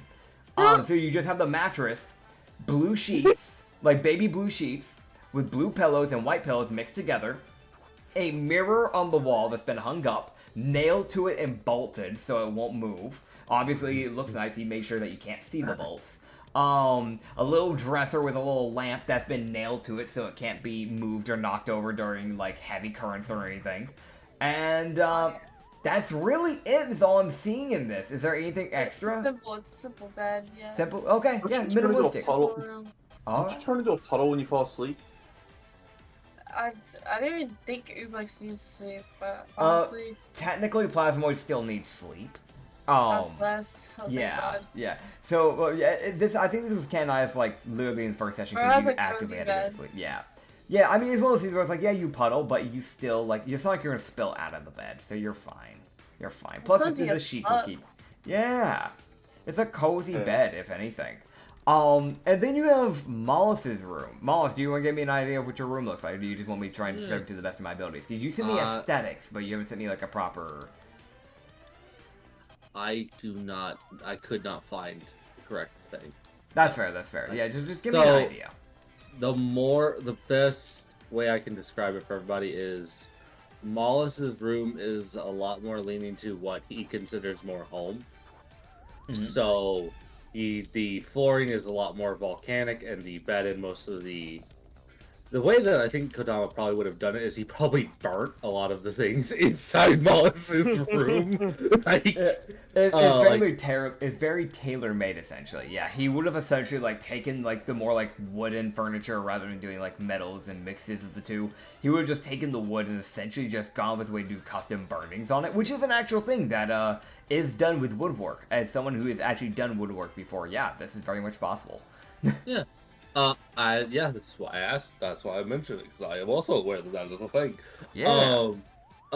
More of the burnt aesthetic, and essentially the weird thing is his room looks more like a sunken ship than an actual ship. So the higher you go up in the ship, the more on his room, the more like a sunken ship it looks like. Yeah. So the if anyone sees his room, his Grieger hive probably had built with a sunken ship nearby. Yeah. So that gives everyone a little bit of idea of Mollis is used to being around sunken ships. Fair enough. Yeah, so it's one of those things where, like, he's kind of, like, built in different areas of, like, pieces of ships that would have been used from, like, the scraps from, like... Luckily enough, this is a perfect place for him to try and do something like this. Because there's literally scraps of shipwrecks everywhere on this island. So you would see, like, there's, like, random, like, the wheels that you use to actually steer the ships. He's taken, like, 2 or 3 of those, and he's used some as, like, to literally make nightstands, or, like, tables, desks, things like that. Fuck yeah. So he's used, like, pieces of, like, random pieces of ships to make furniture. We're talking bookshelves, we're talking, you probably have, like, a bookshelf, a nightstand near, like, your bed, which has also been created with, like, random pieces from shipwrecks. Everything is been created by that. So you have a bed, nightstand. You probably have 1 or 2 bookshelves. You'd have like another wheel just kind of like plastered up near the wall. He's also left a wall bare in case you ever choose, because this is something that some pirates do. Not all pirates do this, but some pirates have been known to, after defeating and killing off a captain in a pirate crew, they have been known to literally take their Jolly Roger. As like it is a sign of, I fucking murdered your captain. What are you gonna do about it? Is it disrespectful? Yes. However, that's pirate life. I'm very glad he left a fucking wall bare. Because I was sitting here like, there's a wall bare. I'm sitting like, trophies, motherfucker. Yep. Yeah, he kept that in mind. He's gotten some reads on you guys to a light degree. He's tried tailoring it to the best of his ability. So he's left an area where you could hang up your bone spear from the fucking there's a stuff bone like spear. that. He's already put the bone spear in that corner. Alright. But yeah, you guys have a fully tailored ship now. Kodama would kind of look to you and just go, basically to the crew as a whole, but just kind of go, make sure to get a ship right at some point. Before I forget, I want to throw something out there to everyone, since we've never talked about naming the ship. Hear me out. The Nemesis. Because I've noticed we seem to have a habit of making enemies. Pretty much wherever we go. I am totally down for that. I am 100% down for that. Yes, And we are that's pretty good. And we are literally going to an island to possibly get revenge on 2 enemies that Chrono and Mollis considered. Oh god. Yeah. Alright. I have no complaints. I think that's a good name. Cool. Hell yeah. Thank you so much, Kodama. You've been a massive help to us. You got me we'll- out of jail. More than happy. Hey, we're gonna make sure all of your effort amounts to something, or something with this new ship. You better. Now go kill someone. Okay, wait, what? Also, Mollis would have a question for Kodama. Okay. He's like, I know you're recommending we get a shipwright. Is there anyone you know that would be fitting for our crew in the next coming up islands? You would see him kind of just like narrow his eyebrows for a bit as he's like basically trying to think to himself. Yeah. And he Because was if we can get someone that he would recommend, that would probably be really good. yeah, I get you. I'll roll and see if he can think of anybody on the spot, because it is a little bit on the spot, to be fair. Yeah, I know that. So he would look to you and he would just kind of go, normally I would have someone to recommend, but he works with the rebels now.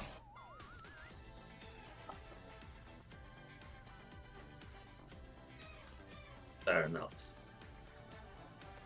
So yeah, it's sadly enough he doesn't have a proper recommendation, because the ones he does know right now is Global Revolution, essentially. Fucking fair. Which you're not enemies with. So... Thank God. But yeah, he would basically give you guys a farewell and you'll head on his way, essentially. Oi, Mollis, got a quick sec? Oh, right. I also need to let you know something. I'll go first in that case. Chrono kind of takes, I'd like to imagine he's just been kind of carrying the greatsword in one of his arms, just this big sword that no one's questioned. I absolutely love the idea of Chrono just standing there with this giant sword on his back. He's like, I got a new weapon. This is just the most like. So I like to imagine there's like maybe like a little bit of wrapping on it. So he's just gonna make it clear he's handing it to you, Mollis, and he'll say, "Open it." All right. Oh. is that the sound he made? Oh no! I just clicked on the fucking Roll20 and it just went fucking boop like 50 times in about 2 seconds. Oh my fucking ears! Oh, Is went that because of off. all the? Oh, is that because of all the testing I did, test rolls I did earlier? I think that was like I hadn't clicked on Roll20 since I rolled my thing, so it rolled like 7 times and 3 messages all at the same time. Oh Sorry man. about Oh that. my word. So Chrono would just go, I found it when I was shopping earlier. Found something for me too.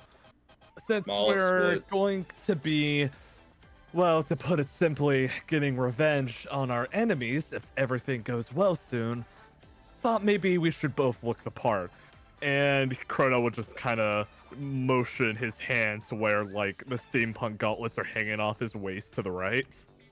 Yeah, Mollins would open up the sword and he would look at us like, you know, I never meant for the pickaxes to be my main weapon. It's just more of I liked how they worked. I more meant to use them for undersea mining. But we haven't found any ravines, so meh. Like, it's more of a genuine, I'm not even joking. At no point was this pickaxe supposed to be my main weapon. Fun fact. Incredible. After Gal, you guys will start leaving the Pacific Ocean. You'll technically start entering the Wait. next ocean, which is, I Wait, think, if I'm not correctly, the bottomless ocean. A lot of ravines in that area. So, that'll Sorry, actually I be useful. misread that. Yes. So, I'm sorry. For some reason in my head, I thought you were doing oh, here's what happens next, but no, my brain was being stupid. No. Anyways, so Chrono would just say, I can kind of get that, actually. I got the talent for this because I thought they looked really cool, but to be completely honest, I think I just prefer punching people the old-fashioned way. Yeah, I wanted to use weaponry and then also my teeth. So. But Anyways. Oh, also, I've got a small, tiny thing. The witch will be joining us. You will see that she's actively starting to walk up. And there she is now. It's just the most like, Rollins just goes, yeah, so, hey, by the way, Captain, what? Yeah, she's joining. Yeah. Huh? She's there. I want to make that clear. That moment of silence from me was definitely in character. Oh god. That's, So, Chrono, so there's just. So, Wallace, I hope you just feel this, like, insane pressure from the silence. oh, yeah, no. And then Chrono's Inside. just gonna. Chrono's right Inside. eye just starts to twitch. And then he's just gonna kind of motion for Malice to follow him. And he'll just say, Malice? A word in private, please? Alright. I want to mention he wasn't there for the whole, like, her talking to you bit. He has no idea that happened. Oh, yeah. Also, So after- what is this greatsword? I didn't actually remember hearing what it was. So- I didn't post about it if I recall correctly. Yeah, so I literally am gonna have to make it. It is a homebrew one. So you, like, if for now, essentially, it is a +2 greatsword, essentially. Okay. And then there's just extra mechanics that come with it, so. Yay. Yeah. I will remember There's those. a knockback and there's a cleave. What about Yay. the steampunk gauntlets? The steampunk gauntlets, again, something I'm gonna have to make because I never make stuff beforehand. Also, to be fair, I had to pull this out of my ass because I didn't know if you were gonna go for another shop out of nowhere. But I knew about this ahead of time. This is something I had planned for a while. Again, I just never make them ahead of time because I don't want people to Yeah, accidentally I- look on it and then spoil themselves. So, I did make cleaver weapons. so it can technically classify as a cleaver if you want to. Nah, But don't do this. I'll go Okay. ahead and just make the proper thing. It's fine. Okay. Yeah, the that thing still does like a normal like greatsword damage. The gauntlets do like a D10 of bludgeoning, and when you turn on the charge for it to like heat itself up essentially, and the steam will start coming out, it'll do like an extra of like D4 fire damage essentially. Hee-hee. It's like cool. iron pressing someone with like one of those cattle iron presser things. I can't think what they're called, but yeah. Okay, cool. It looks like something out of fucking Fallout. Just like, aha, fuck you, bang. Yeah, to the kinda. fist. Oh man. But yeah. All right. So after they get somewhere private, you're- I want to mention this. Oh, I rolled, boy. I I rolled like an to- insight on Mollis. He okay. got a 9. Okay, I feel like you can at least take up some serious. Why did you do this? Energy coming from Chrono. I like on the I base suck. level. It's the most like my rolled Oh, insight boy. of 9. My passive of 15 is definitely helping me here. Like, Yeah, I when I may have done the fuck up. So Chrono's just gonna say, why did you invite that witch lady, Mollis? Because she will be helpful.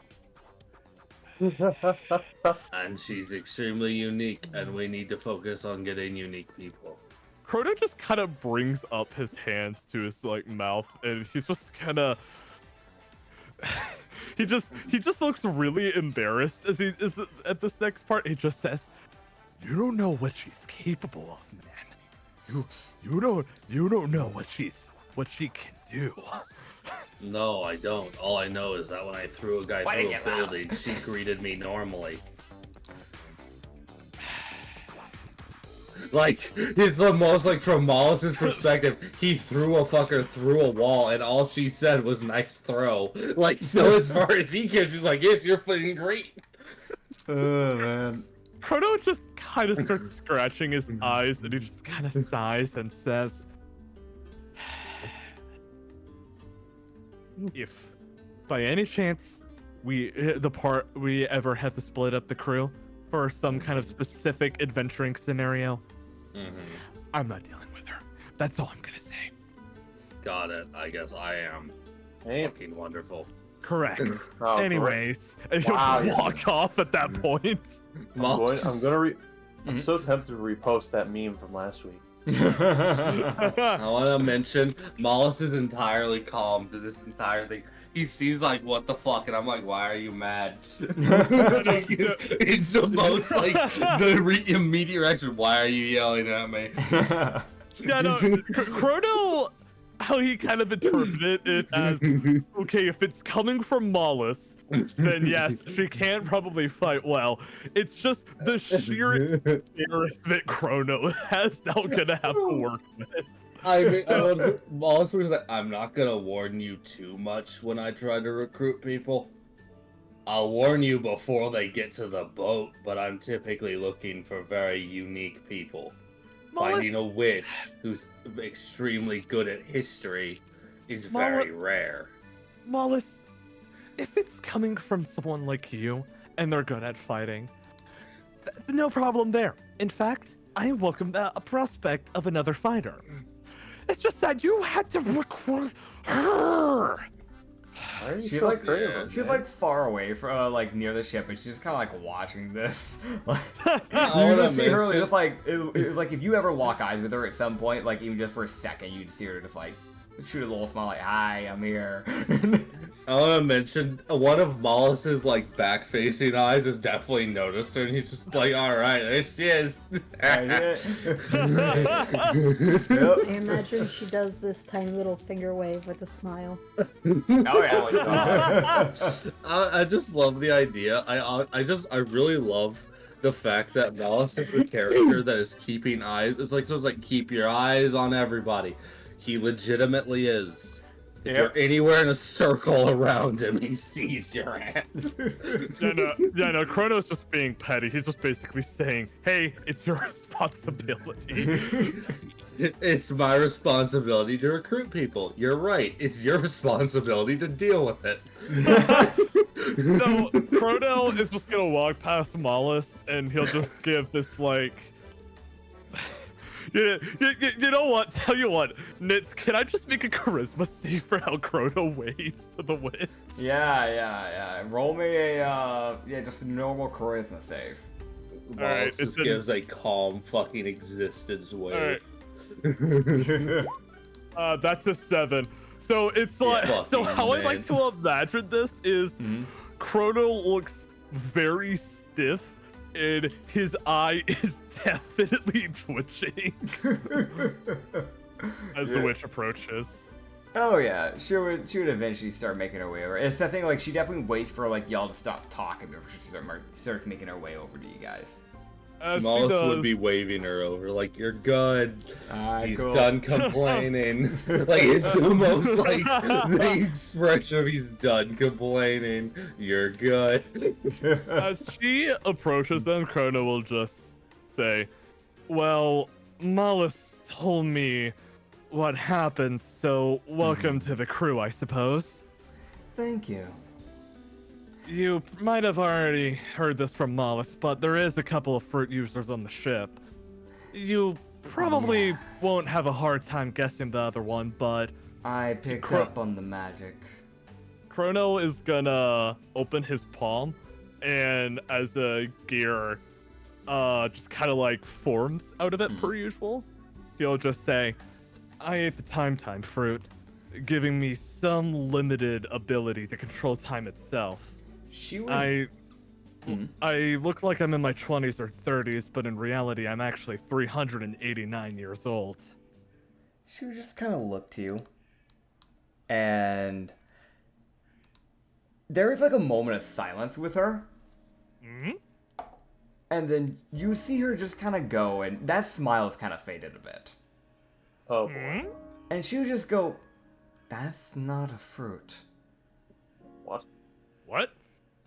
There's no recorded history of a time fruit. You know that, right?"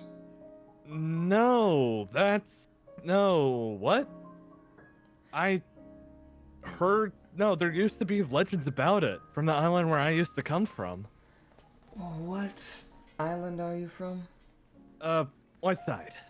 My side. That doesn't sound right. How does an island get rumor about a false fruit? There's no recollection within any records throughout history about a time fruit. At all. Oh. Okay. One of the reasons why I wanted to come along was because I wanted to look into some things within your party. Because, I'll be frank, Arcana didn't check out. Yours is one of them. You're gonna have to help me out here. I'm really not that knowledgeable about this area. So essentially, when it comes to the fruits, there's supposed to be a soul to the fruit. Because the way the magic works is that the power that you have from the fruit originally comes from the soul's magic created by the goddess, the originator. The originator made the fruits because the people desired certain powers that weren't naturally accessible, so she turned their imagination into a blessing and bestowed them upon the world in order to create a cycle so only one person could have it at a time to create a form of balance within this world. She made it that when a person dies, the soul then gets transferred to a fruit randomly within the world. And when someone eats that fruit, it continues on and the cycle continues. You don't have soul magic. Oh. The hell's that supposed to mean? I mean, this whole soul stuff, I mean, I'm still a functioning creature like everyone else here, right? You yourself have a soul. But there's supposed to be the fruit soul, which is separate. I never picked up on that, and I'm not now. That's weird. well, I mean, that might explain a few things, actually, but... I'm hoping to find an answer for you. Okay, well, I was a little on the fence about my vice captain recruiting out of nowhere, but that would be really great if you could figure that out, actually. Yes. I have a few others I need to look into with your party as well, so my hands will be quite full. Because Okay. in between your slime, who seems to be cursed in some sense, and... What? He shouldn't be a slime. Okay. Not from what I can tell. And then you have your engineer. Aberration souls shouldn't be mixing with a normal soul. Seems a bit off, if you ask me. But I haven't gotten to talk with him. With artificery in play, it might just be something that's natural to his engineering. I don't know. Yeah. Fair enough. Greta thinks about telling her, but it's like, this sort of stuff, probably better if Benjamin just comes out and says it himself, really. Oh, right. There's one other thing I should mention. I can't quite put my finger on it. But your dwarf friend is off. In There's- what way? Normally, when it comes to the human body, if you're sensing arcana the way I do, I use a much older practice and method of arcana that most people have forgotten about in the world. Normally, I sense out the aura that flows outside of the body. As anyone who has access to magic and mana, there's normally an excess and energy collects around the body, almost like an outlining from a drawing. Think of it like that. A barbarian shouldn't have magic pouring out of their body the way he does. I'm fucking sorry. I what? don't know what's going on with that, but it's off-putting, to say the least. Apparently I'm the only one who isn't weird. Well, no, I'm kidding. I'm the That's most only- normal motherfucker here. I'm the only That's one only who for didn't eat a 21 fruit and doesn't have a curse. That's only for 21 more days, okay? Well, actually, wait, no, I need to fucking... Oh, man. I need just to love the retract fact that. that Mollis is the normal one. Out of the Ain't nothing PC, normal yeah. about Mollis. Only 2 weeks remain. Man. Yeah, only 2 weeks, man. You're getting there, man. But Finally yeah, get my balls back. she would just look to you and go, I think that's about it. I know the rabbit's problem already, and that's something that's temporary, so. Okay, well, some of that definitely checks with what you said, although some of them, though, I really don't have any lick of a clue. Mm-hmm. Well, it'll take some time. That's for sure. Yeah. I think I can get that. As yeah, she is confirmed. There's some fucking things going on. Yeah. Whoa, thanks, Clearly. DM. I didn't mean to, like, exposition drop like that, but after that casual, yeah, you know, I don't feel anything from the soul last week, I was like, alright, I want to know where that's going almost immediately. Fucking man. She's got some stuff to look into. But yeah, you guys will All get to aboard! set sail. Yeah, the Nemesis and the its first Nemesis. voyage! Let's fucking go. You know what? This calls for some proper music here. Is this the music I had? No, that's something else. Hold up. I thought I had some like epic music set to the side for like first embark. I guess I didn't. Dude, I'm so sad with myself on that. Wait, I'm- wait. I got something. I think I've got something. I know what. Grab Right. something from the sanity list.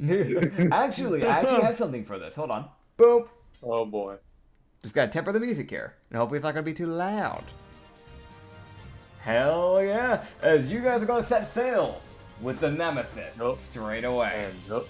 Go! And yeah. Yeah. We're still Well- alive, baby! As- Well, I For just blew now. 75 gold. Hell yeah! as you guys will begin to set sail away from the Rustbreaker Island. Luckily, it's easier to avoid crashing into the rocks with the currents trying to pull you in with a bigger ship. And since Gilmar's driving it for you guys won't need to worry about it. He'll be able to steer it just fine. As a heavier ship like this is going to be able to kind of deal with those lighter waves like that relatively more easily than what a schooner was going to be able to handle it. So, it's basically child's play for Gilmar right now, as he's basically steering this thing through. And you guys begin to set sail with a new morning arising on the sunset. As you guys now have to travel to Gao. Well, essentially, extra day. Wonderful. No. You guys are literally on the 7th day, that like at basically the end bit of that week deadline. You guys will reach early morning. So Oh well, no, I guess that's 75 goals for nothing. Oh well. Yeah, no. It was genuinely that thing where it was like it was a 14. It was a 50-50 shot to see if she showed up. She did not. Damn. Okay. Oh well. Yeah, it's one of those things where it was a decent persuasion, but it like you had already had like one rocky one, so it was like a very like alright, she might not. It is what it is. Wait, I have to post something. Yeah, you post it. I'm going to keep this going here though. Okay. So Can't wait for you, Soggy, to deflate. There we go. You guys will set sail, and you guys will have 4 days to travel to get to Gao. As you are going to be going from, you guys have seen like quite a few islands at this point when it comes to climates. You've dealt with tropical at this point. You've dealt with winter islands that are literally always in a winter state, or at least for the majority of the year. And you guys have dealt with the more just like everyday like forest, climate. But now you guys are going to be going into an area that you are unfamiliar with, a desert. I remember someone, before the campaign started today, someone had asked wanting more information on Gao. Am I wrong on that? I did. Right. What was the thing you were wanting to try and learn? I wanted to know just how, if I could remember anything on effectively the alignment of the island when it came to Navy and pirates. Hell yeah, I gotcha. So go ahead and you can roll me and anyone that you ask about as well. A history check. Mollis would just ask this as just a general question to anyone who cares to try and answer. Alright. He's not gonna be like, there's only certain people can know that. No, he's like, I don't fucking, just anyone. Does anyone fucking know this? So the PCs may roll, that means yes, even Ublex. And the other thing is, I'll let you pick one NPC, because I'm not gonna roll every damn NPC, because y'all have like 9. Just to be clear, you're asking everyone to roll history checks? Yeah. Yes. Okay. Mollis would honestly ask the witch, since she lives here. Okay, cool. 15. 15, alright, cool. Holy shit, dirty 20. Nice! That's a 4! Are you fucking kidding me? A 4! You know what? It's fine. You're getting the battle rolls out of the way. That's what's happening. You're getting the battle rolls out of the way, man. Alright, yeah, so actually, crazy enough, Moss actually got the highest one here today. Whoa! And Ublex, are you rolling by chance? Do you want to roll? Oh, no way. No way? Just no, I don't care. I'm Damn. not even gonna try. Yeah, not even gonna try Just to that. get the bad out of the way. Dude, can you imagine it's like suddenly they recover from their amnesia? Oh, God. Oh, dude. Okay, either way. Why does the fish and the amnesiac know the most about this upcoming island?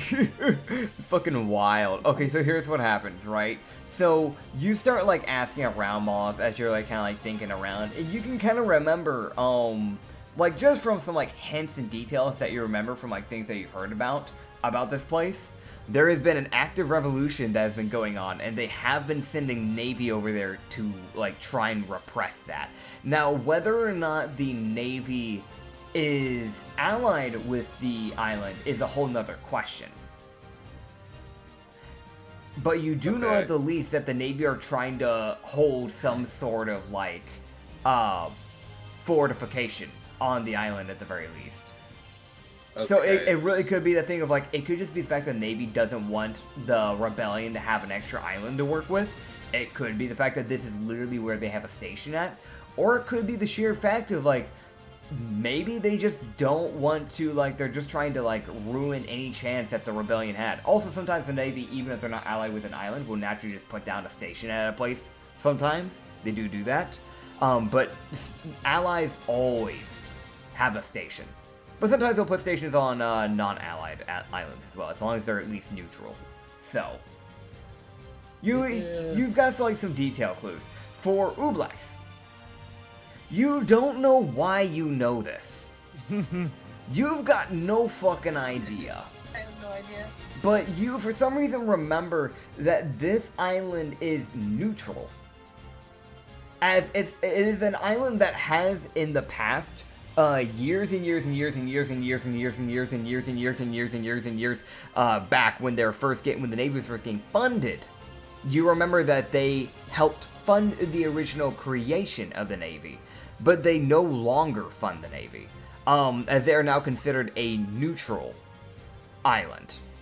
So they are no longer directly against or with the Navy. They're kind of just there. There have been global noble meetings that have been held there in the past, as well as like admirals like going there from time to time. But you don't think from what you know, they've held those meetings there, but they're basically neutral. So they're not with them, they're not against them, they're just neutral.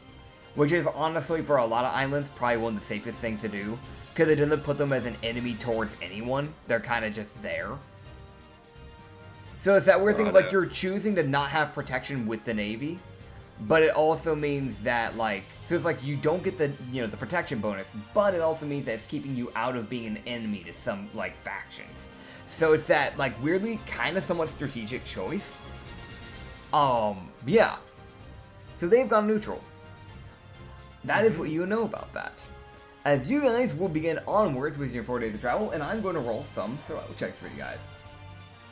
Because that determines whether or not you have to deal with any shit. Because, Oh boy. guess what? Storms are a thing. Moss is going to be checking with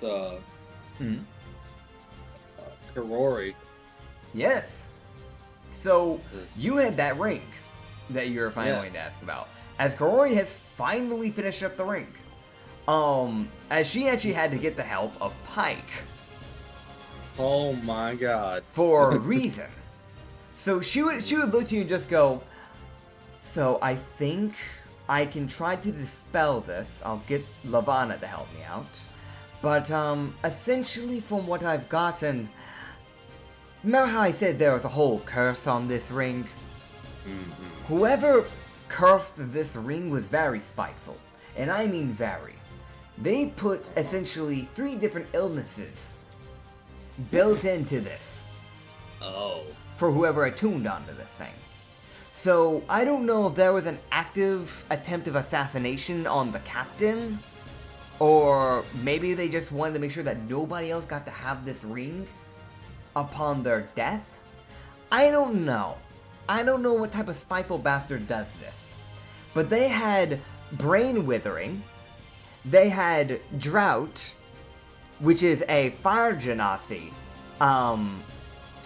That's a fire. No, that's a water genasi illness. If I remember, that's what Pike told me. And there was also, I think it was called Dryad's Rot. They were really spiteful. Oh, something for everyone. Yes, they really were trying to kill someone. I mean, brain withering is literally just eats away at your brain, and normally, from what Pike said, would kill you within 6 days. You're lucky. Yeah, if you're lucky. It would basically eat away at your psyche, and then, unless you get a cleric or a paladin to use greater restoration, you're fucked. So, we're going to try and dispel that. Oh my. Right. Yes. I'm glad you did in a tune. I'm glad I checked. It is the most. I'm glad I could at least tell with my complete absence of magic knowledge. Yeah. Luckily for you, while I'm a wizard and I don't do much dispelling, we have 2 people that are actually pretty well built for this. We have a cleric, which is very well built for the illness, and you've brought over a witch, which actually works in our favor. Curses are kind of their thing. I think I might want to look into curse magic. Like, it's the most, Yep. like, as Mollis actually might want to look into that, like, passively. Fair enough. You might be able to get some Like, cantrips at the very least. Yeah. By the way, recommendation. Chrono, I'm going to say by now you passively would have read both of those books for Celestial Summoning. You had already read one on your way to Rustbreaker, I'd say, because like, it only took like a week. It was like going to be a week to read each one. So I'd say within the week of just sitting around and doing nothing, you would have had time to read it.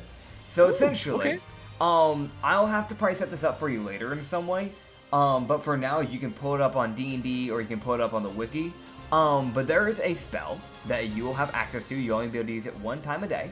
It is literally called Summon Celestial. Okay. There's two types of Celestials you can summon, if I remember correctly. It's called an Avenger and a Defender. One has a higher AC, but one does more damage. One's ranged and one's more close combat, if I remember right. But yeah, so essentially like a Defender is more like a Celestial Knight, whereas like if you get the Avenger, it's more like you'll be essentially calling for like an Archer Celestial. Okay. But I may yeah. need to talk with you more about it later just to make sure I have everything set up correctly, because I know there's also the fist gauntlets. Yep. But okay, awesome. Sounds good. I am building up my arsenal of shit to do cool things on. Oh yeah. It genuinely pays in my world to loot dead bodies that you kill and to like just loot things. Just check around everywhere because you might find some cool stuff. Because if you had to run into Big Man McGee, Jiro, and if you hadn't went through his bookshelf to actually go grab stuff, you wouldn't have access to some of that stuff. So Yeah, kind of like the same thing with like won't magical lie. items. You can always find some cool stuff. So Yeah, I won't lie. I've been feeling a bit inspired lately. I want to try really hard to do more shit like that when I play D&D. So I'm happy it's been working out so far. hell yeah. Ublex. Ubel? Yeah. Yeah, they're alive. Let's go. Uben. But Uben. now just call me Ubel. Ubel. Thank you. Your name is now Uben. Now that Uben. You're Uben. When you're full health, you're Ublex. When you're half health, you're Ubels. When you're a fourth health, you're Ubel. Uben. Dead. Uben. What was the past tense of Ublex? Uble? I don't know. Either way, Ublex. Ubend. Oh man. Ubend. Ubend. But yeah, so you This would is so fucking stupid. it is. It really is. Oh my god. Yeah, you would see Lavana, the witch, kind of just like come near, just kind of like walk over to you, and just kind of. She would just kind of go. I really hope that scream is in character. Yeah. So yeah, she would just look to you and just go. Were you ever trying to say something to me? You know, Oh, hey. during, hello, hi. You were staring at me at the beach for like Hey. a day, and I brought you back to your ship. You were in a puddled mess. It's good that you're back to being normal. Are you okay? Are you doing all right? Yeah, I'm a chef. Oh, you're panic. I'm a chef. Oh, I so can you're- cook I can pick anything you sometimes. want. I can pick anything you want. Okay. I appreciate that. Yeah, I can make shit. I can make it. I'm a chef. I'll keep that in mind. So, besides, I know, like, the obvious cooking, I mean, after all, you did spend some time staring at me, so I figured I might at least have a conversation with you. I think you're one of the only ones I haven't talked with yet. What do you, do on the side? Anything specific? Do you know anything about Eldritch Beasts? Eldritch Scars and shit like that? Yes, I am a witch. I do mess around with that lightly. So, I got this one patron. She's like helping me and shit. I think she's trying to help me remember what I was. I just don't know much about like what I was. I don't think I'm actually supposed to be a slime. I can tell you right now, you're definitely not. Oh! That's crazy battle I'm I don't know about the rest of you, but I just like to visualize Ooblex has like the goofiest body language with like 2 little arm nubs sticking out, just moving as she I'm just talks. like, Yeah. I'm You so would, squishy. dude, you'd see like one of the big slimes kind of like in jiggle communication just go, come on, man, you gotta make the move, you gotta make the move. Oh my god. You got this, man, you got, they're like trying to hype you up. Oh my god. Do it. Do it. But yeah, is there like any way you can help me? That's why, oh shit! That's why I that oh actually... shit was not in character. Okay. Yeah, she would just go, I would love to try and help you. I'm trying to do that for your captain as well, and a few others here. Oh my, you're very helpful, aren't you? I try to be. I don't like spending my time doing nothing. Though, I mean- sunbathing would be nice.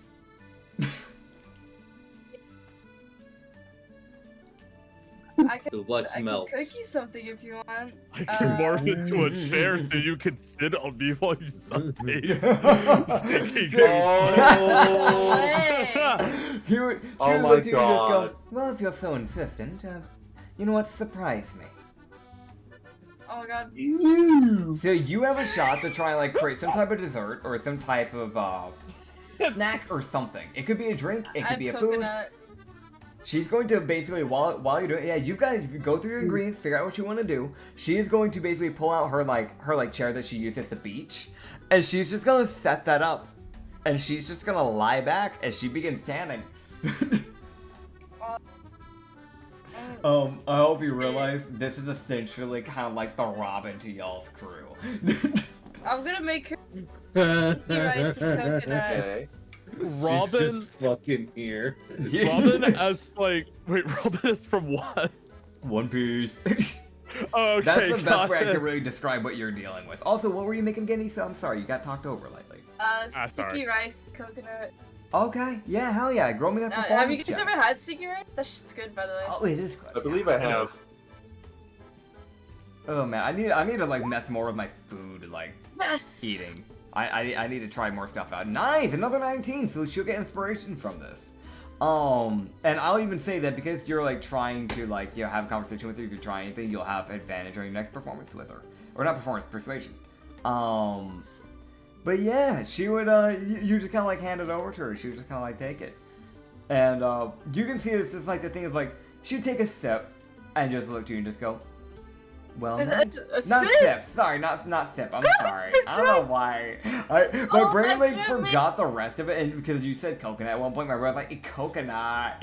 My brain blanked. I want nada de coco.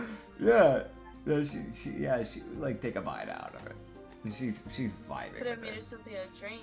He sips a fucking meal. Holy shit. She said, "Listen, witches are built different, man." Yeah, no, I mean, yeah, if you want to bring her a drink as well, she won't mind. But yeah, essentially, if you wish to like mention anything else, essentially she's just trying to like greet you, essentially, trying to like get to know the crew. Yeah. Okay, I have a thing I want to do. So do I. So, the robots. Pronounced Verinia, if I recall correctly, I or will was it? pull up the name again, just to make sure that I tell you the right name, because we have a lot of people in the crew now. Is Varara. Verara.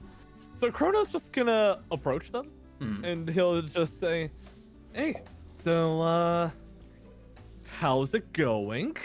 I am adapting to the current circumstances of the ship. The vessel has been changed. I can see You feeling okay about it so far? everything seems fine. Everything is computing just fine. I wanted to ask you about something. I noticed how strong you were back there earlier at the beach. Are you, perhaps, how should I put this, well versed in hand-to-hand combat? I try to be that way in case I ever lose my bow. I can strangle the living shit out of things if need be. Perfect. So, I don't suppose you would be willing to be a training partner with me for a little while? Of course. So, the reason why I'm doing this is because this is probably the perfect training partner for Chrono. Yeah. Because it is within their height within the same sort of shape, and everyone else is either so different or their styles are so different. This is probably the closest Chrono will ever get to a trading partner who can match him on like an equal playing field, essentially. Yeah. So so yeah, this sort of idea is just sort of I know you said I could use the gauntlets no problem, but I was just thinking as like some sort of like strength or dexterity training. Chrono would just spar with her for the next 4 days. Is what I'm kind of going with. Yeah. Essentially, So essentially, you guys are just kind of like sparring with each other. It is that like just everyday sparring. Like I don't think there's anything like crazy to say about sparring. But for once, it's nice that again, like as you were mentioning, you're working with someone of similar physique and size. Granted, you're not like. The robot, because of the person who built it, is a little bit more on the feminine build because of the way they built it. So it's not quite the exact type of physique, but it's as close as what you're gonna get. So yeah, no, it works well. Like literally the only other person that is a similar physique here that you haven't really challenged that actually could also be used with practice is Shin. But other than that, yeah, like it's definitely like a good way to deal with it. So the two of you will basically just kind of like spar every now and then. It's not like you spend the whole day doing it, obviously, but yeah, it's a good way to keep training and hone your skills a bit, essentially. Yeah. Oh man, but yeah, you can 100% nail that down. While you are sparring, Usagi, what's up? I need to ask Corey, is she still busy with the other things she was analyzing, or? So she just got done with the ring. Good. I'm gonna hand her the call. I need to know what this does because it's magical, but I don't know what it actually does, and I would really rather not give it as a gift without knowing for sure what it does. Oh, yeah, of course, I get it. Yeah, give me a few days. I'll look into it, see exactly what it is. This, I can already tell at least doesn't have a curse on it, so it shouldn't take as long. Oh, good. Oh, good. I fucking love how angry she is about the bullshit I handed her. It's nothing like she doesn't blame you, but there's still that bit of orc in her. Oh, this one isn't fucking cursed 18 times, son of a bitch. Don't hand me another one. Thank you. You're welcome. Thank you. By the way, whatever happened to your, cat friend? She's off doing her own thing. We'll probably meet on the next island. This is intended for her, so I need to make sure it's not. Won't do something terrible. I understand. I'll try and make sure that I can get it done before we get to Gao then. Excellent, thank you. No problem. And yeah, she'll make sure that she puts a little bit more haste on it, just because like there's a time limit this time. Good. Yeah. Mollis Louis handed her a ring and said, figure it out. Yeah. At your earliest fucking convenience. I'm in no rush. I think it gives me cold resistance. Yeah, it was a cold resistance ring, which is, I want to mention just how petty that is. It is just cold resistance ring. But that man, whoever put it on there, put 3 fucking curses for different lethal illnesses. It doesn't even help me. Yeah. I'm naturally resistant to cold. But it'll be good for one of your party members. I just fucking love the Melissa. This is useless. It's double useless because it will kill me. Yeah. Wizard, please. At that What point, do? you might as well just start drinking cyanide. Oh man. Wizard, what do? Oh man. Yeah, no. I got a nat 20 and I don't know shit. Alright. So I'm gonna roll for the first day of proper storms now. And first day of storms is clear. Nothing Hurricane. yet.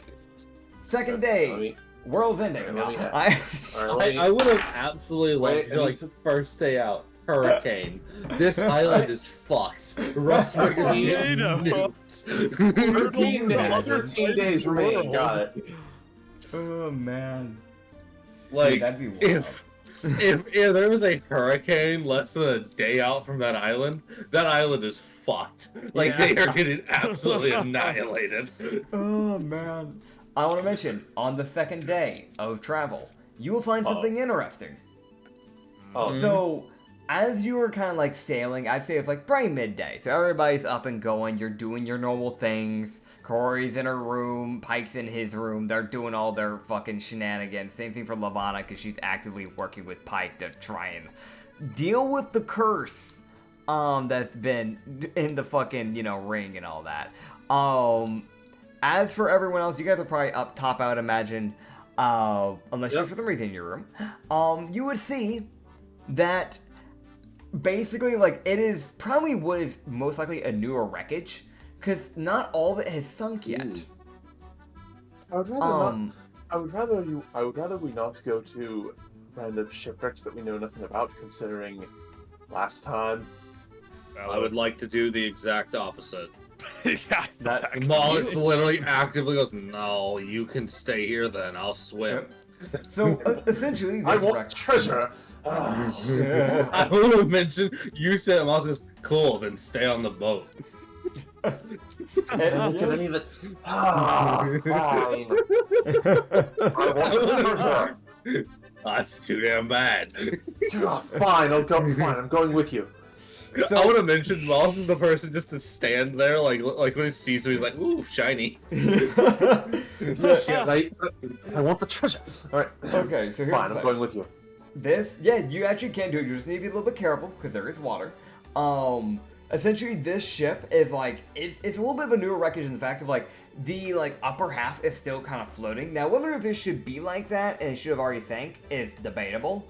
But for Going some in the reason, water. the upper half has not sunk, but the rest of it is Oh, basically gone. Damn, Dylan's gonna go piss. But yeah, no, so you can basically head over to that area. So are you bringing in any NPCs with you to help, like, Scourge? Or is it just going to be Usagi and Mollis, the iconic duo? Are you bringing, really are you don't- grabbing, Am I throwing the blob? fucking cloud? I really don't want to Throwing bring. I really fucking don't cloud. want to bring Yori, considering last time somebody went to a shipwreck. It ended in people being immolated. That's fair, but to be fair, that was No. also, like, an ancient shipwreck. This is I fresh. refuse. I refuse. Fair enough. I want to mention Yes, Mollis was I'm a just little going to too- go over there. I'm a little too Alright. paranoid. Yeah, so it's just you and, it's just Usagi and Mollis. Ublex, did you want to go, or are you just kind of chilling? Mollis would actively extend the offer to any one of the crew since he's like, "Alright, well, I guess Usagi's coming. Does anyone else want to come along?" I will check for the others. The ones underground, they will not, because obviously they're already working on stuff. That is for Benjamin. That is for the robot. That's fair that the robot doesn't want to go. I will say that is quite fair. Gildar's driving. He can't. Shin. Okay. Yeah, that's fair. Shin doesn't care right now. Mr. Whiskers doesn't want to go in the water right now. But Benjamin's coming. Hell yeah, the man gets off the fucking crow's nest for once. I noticed in his that. I noticed that goddamn Yori. life. I noticed that Yori didn't roll. I didn't actively stop her from going, but it's like I Yeah. didn't act- Yeah, I she's didn't a- I mean, I didn't ask her either. yeah, she's kind of just chilling right now. Understandable. That's probably best for Usagi's mental health. Anyway, Yeah, I'm because gonna if drag something, you off if the site something right now. terrible happened to her, he would be a I'm little back. torn up about it. Welcome back. Why is That's Benjamin fair, in the that's fair. water? Benjamin's going with them to the shipwreck. So yeah. Oh boy. I feel like Chrono would just have it just like look at them really concerningly before getting back to sparring. that is fair. That is fair. Yeah, no, it's genuinely one of those things where, for one, did you get to see, the man Benjamin not wearing his fucking jacket for once. So he gets rid of the jacket and all that because obviously, that's water weight, not really the best for swimming. Jackets aren't real, anyways. Yeah, they are He real. Mollis would look at Usagi and goes, "So, I have a question for you. You said you wanted to come. What's your plan for getting over there?" You Don't we can't have swim. rowboats? Don't we have rowboats? You would have a rowboat. Luckily for you. You do have a rowboat, so Yes. Okay. so Usagi is rowing a boat by himself. He is fucking alone. There is. Ben will be going in there as well. He's not. He probably won't swim if you guys are using a rowboat then. So Yeah. he'll go Okay. in as well. Yeah. He would row the boat by himself because he doesn't want. I'm not letting you get the treasure and not me. At least I can go in the fucking water. Yeah. He That can still leaves half the boat. That still leaves half the boat for me, buddy. Yep, that's fair. Well, Mollusk just gets in the water and swims over there way faster than the boat can fucking travel. Right, yeah. Yeah, so like you're going like 15 feet a turn essentially with this rowboat because you gotta paddle. He can swim what, 80 feet in a turn? I can swim a whopping 90 feet in 6 seconds. Yeah. So Yeah. I am traveling so much faster. Like I enter the water and I'm fucking gone. That's the fish race for you, man. Yeah, so you see like Mollusk jump into the water and y'all are still lowering the rowboat and you see him just take off. It's not even a dash. It's just, alright, I get to actually be in my fucking element. Bye. Man, if you want to, then you can check the bottom and he'll check the top. If that sound good then? Yeah, I'll That's deal what with it the sounds underwater bit since somebody can't. Yeah. Benjamin, when you get there, will you do the bottom or the upper? Because you can actually swim. That's for upper. That's for bottom. He will go upper for now. Hooray. Which is fair, because all he's wearing right now is dress pants. So, it is completely fair not wanting to just get dress pants soaked in ocean water. That is fair. Very valid, actually. No, actually, that's insanely valid. He should have advantage for staying on the fucking top area. Yeah. Oh, man. But yeah, you God, guys- we really need to get the dress pants people different clothing. Yes. To be fair, Benjamin legit just like got dragged out of his job essentially, and he's been using like that clothing his whole time. I love the idea of fucking like guard in dress pants. He's almost like. It's that thing where it's like the other guards had to like wear proper clothing, but because he was like a security like special measure, high security prison guard, and it was just supposed to be him, and he was an artificer. They're like, yeah, just whatever works for you, man, type of thing. It's that thing of like they're not gonna argue with an artificer. So yeah, you guys can roll investigation to see what you find. All right, here we go. Benjamin. I really need to get smarter. That's an 18, baby! All right. Finally, a good roll. Okay. Let me grab some stuff Investigation. here. I got some stuff. I Well, need let's to get some find good- what this is. Come on, come to Papa. 17. All I right. win! These are all good rolls. Anyway, I'm in the underdeck, so Yeah, so what we've got today is we've got a dirty 17, a dirty 18, and a dirty 19. I kid you Hell not. yeah. Did you beat both of us? Oh my god. Yeah. it actually makes sense considering he's an imp build character. Yeah, Yeah, good point. yeah, this is very true. So I'll Yeah. knock his out first because this will make it a little bit easier for you guys. He found a book, which is more fitting for someone of his kind to be finding something like this that would catch his eye specifically. Hey, well, I don't need that. As it is, he's found a book called The Navy's Dark Secret. Ooh! Eh? Ooh, Yeah. spicy. As for Usagi, you will find 300 rupees, Yeah! and you find a forever post to an island. Oh my. Yes, and funny enough, it is to your home island, the Crux Dynasty. Oh. Oh! Oh? Yep. Let's just Aw. add that. Now, Acrid, you got a 17. I'm underwater. Yeah, so you would find like you're like kind of swimming through stuff. It's more like for the others, they're kind of like rummaging through like the like somewhat buoyant top area. Kind of like they're having to like tread very carefully so they don't just go through a floorboard or like walk through a whole area. Meanwhile, yeah. me swimming around like a fucking shark. Yeah, you're kind of like you're basically like going through like every other nook and cranny area they can look through. Like the cannons are basically fucked. You're not bringing one of those back up. That'd be an insane athletics check. Easy check. I got this. Brother. No, there are cannonballs if you wanted to grab those, because those are like, I mean it's ammo, but you know. Yeah, I mean it's ammo. I don't know what else to tell you. There's like 3 cannonballs. Okay. There is also a grape shot. Ooh. The other thing to mention is your actual stuff that you earn. That's just stuff that you'd see naturally because passive perception is a thing.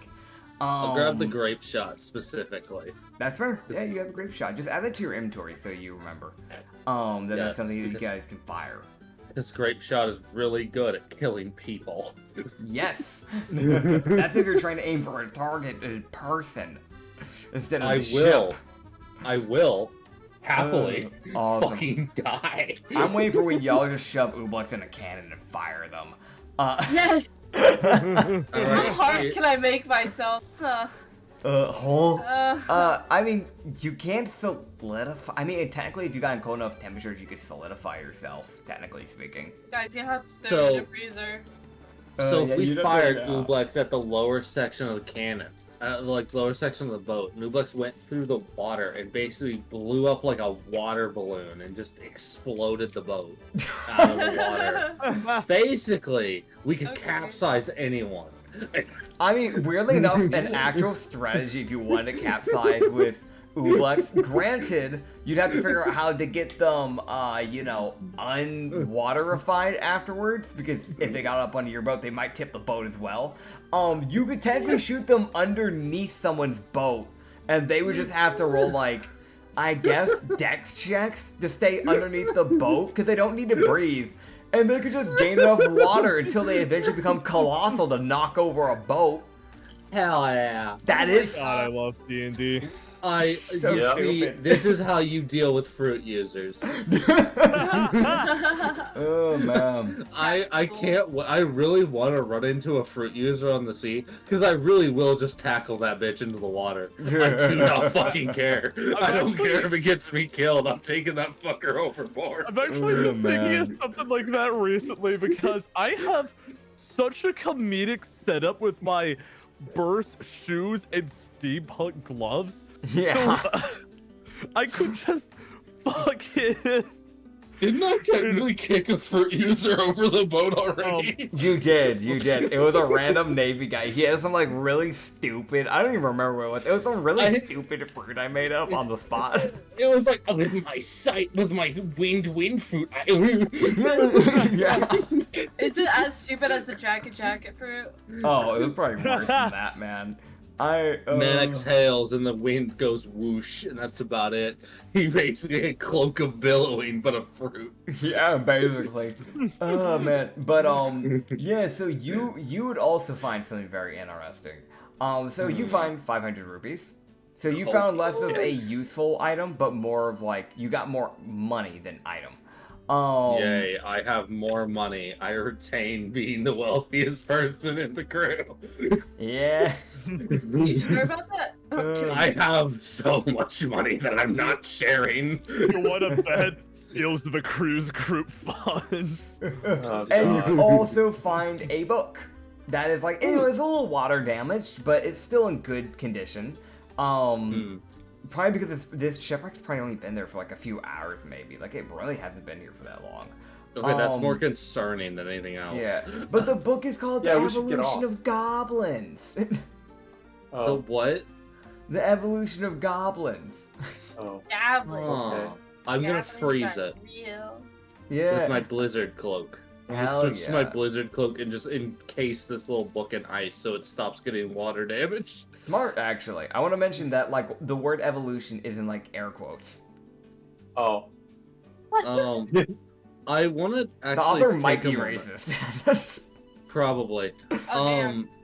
Yeah. I want to look for the crew Okay. Oh, you can do that. because I'm looking around like, okay, wait a minute, this fucker only sunk like a few hours ago. Yeah. Where the Yeah. fuck's the crew? Why am I not finding bodies? So here's what you'll do, because you're looking now for no. specifically the crew and no longer just no longer just that one bit. You gonna can die. roll me a perception check, because it's no longer an investigation. This is a perception. Oh, we're gonna die. Oh, quit your fucking whining. Listen, man! You didn't have to come here. That's your I choice. wanted.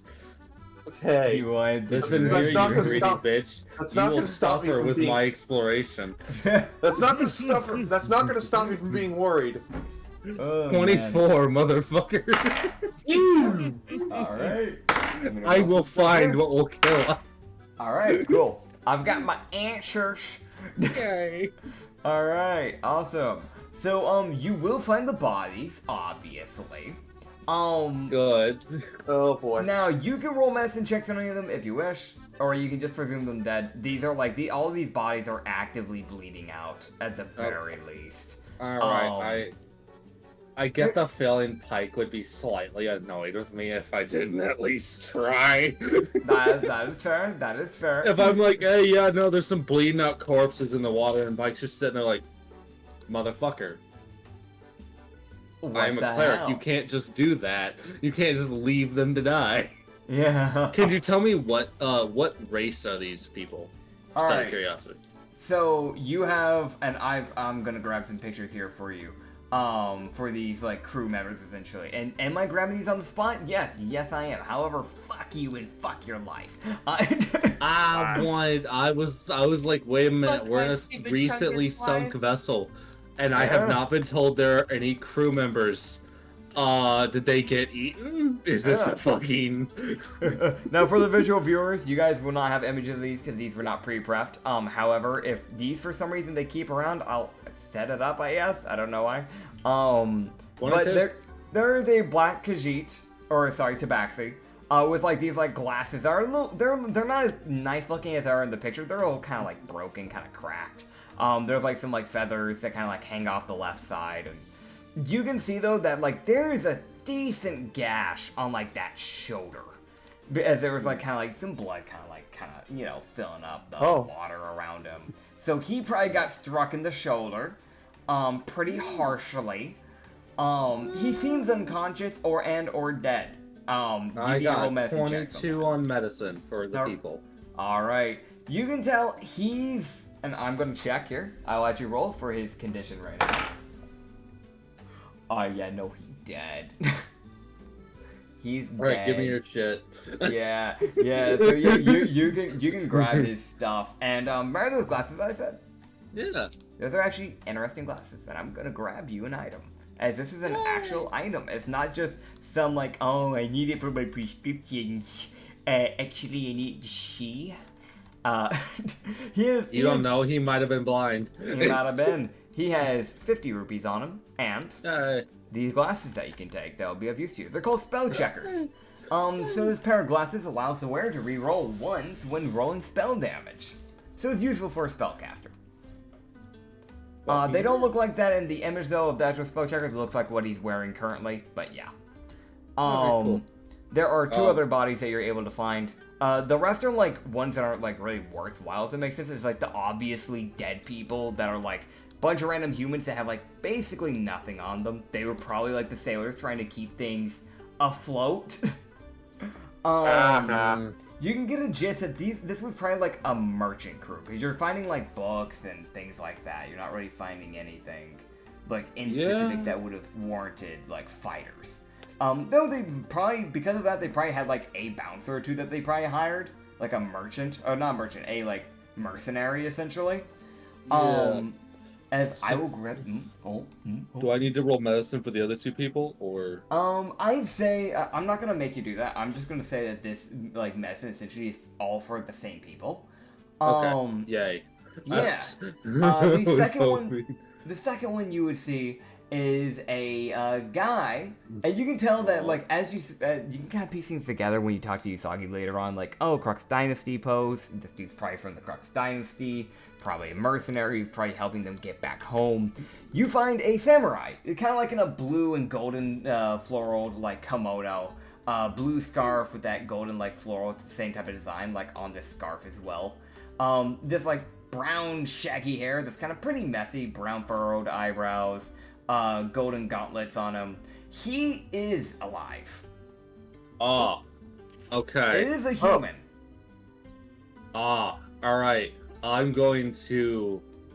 Now, I'm how going to he's grab alive? him. Now, most likely, you can grab him. I will mention that, like, as you're like grabbing him and like starting to bring him back up to the surface, he probably was afloat for a while injured, and then his body probably just finally gave out. Like, nah, sorry, man, you gotta fucking pass out. Can't take it anymore, type of thing. Clinging to fucking boards, like, no, fuck. Yeah, Alright. it's one of those type of things. What about the last guy? I'm gonna be grabbing the human, but I want to grab the other guy too if he is alive as well. I don't want to grab one of them and leave the other one to drown. Yeah, no, that's fair. The other person was probably the merchant from where you can get the gist of. It is, let me roll his condition real quick. He is barely clinging on to life. It is this light elf. With this like red sweater and like red, like kind of like a beret type of hat. White hair that's been put up in a ponytail, though it's pretty fucked up now, obviously. His glasses are shattered. He has these like black dress pants and a black vest that he was wearing over. And like this like white undershirt underneath, like kind of like, well, okay, to be fair, like, no, it's just a red sweater. There's no like white bit there. Sorry, the designs confused me a little bit there. But yeah, that's essentially what you're looking at. He's barely alive. Like the samurai's kind of clinging to life a little bit better than this guy. This man's like barely alive type of thing. Yeah. So they're about to experience fucking whiplash.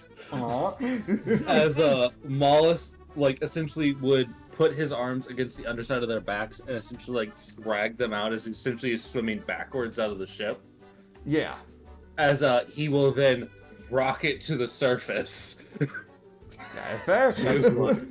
to get their heads above water, as he will then swim towards the other boat, and he will look over his shoulder and just shout, "Chrono, get Pike!" Wait, I'm sorry, just to be clear, are you throwing the bodies on the ship? No, I'm shouting, "Chrono, get Pike!"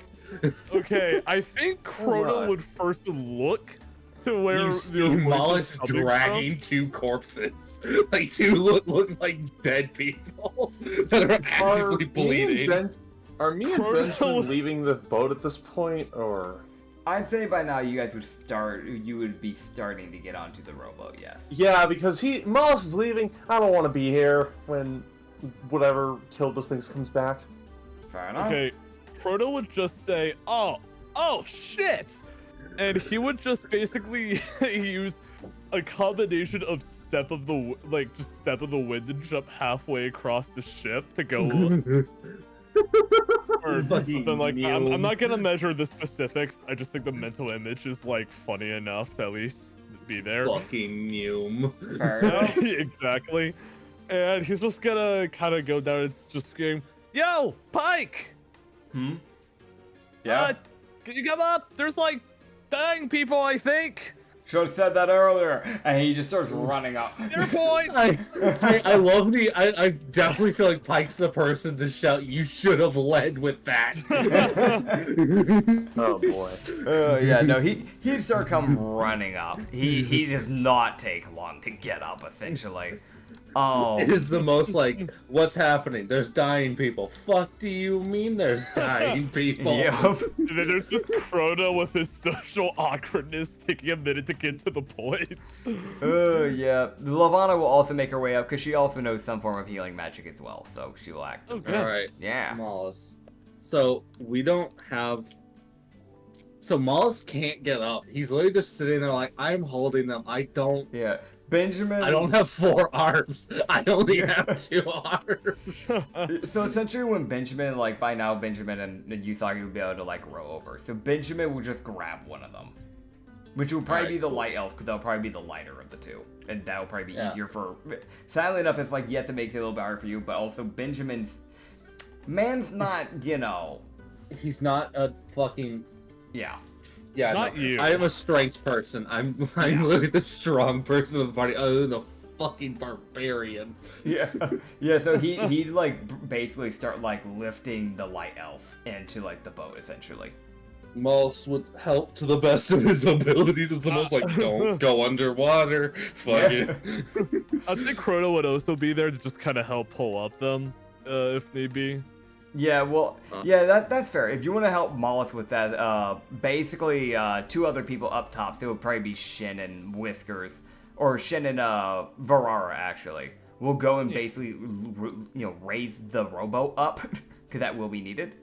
And the slimes will kind of slimp around and kind of like help lift it up essentially, both the boat and Mollusk. Oh Okay, cool. boy. Athletics. As they're gonna, assuming. you'll get advantage athletics as they're gonna act like trampolines for you. Yeah, Oh boy. they're gonna basically try to catapult you up. Oh my. my god. As you Yeah, see, 26. hell yeah, you see like kind of this like giant blob that like kind of like my. slink over slowly make its way over the ship, and you see it jiggle.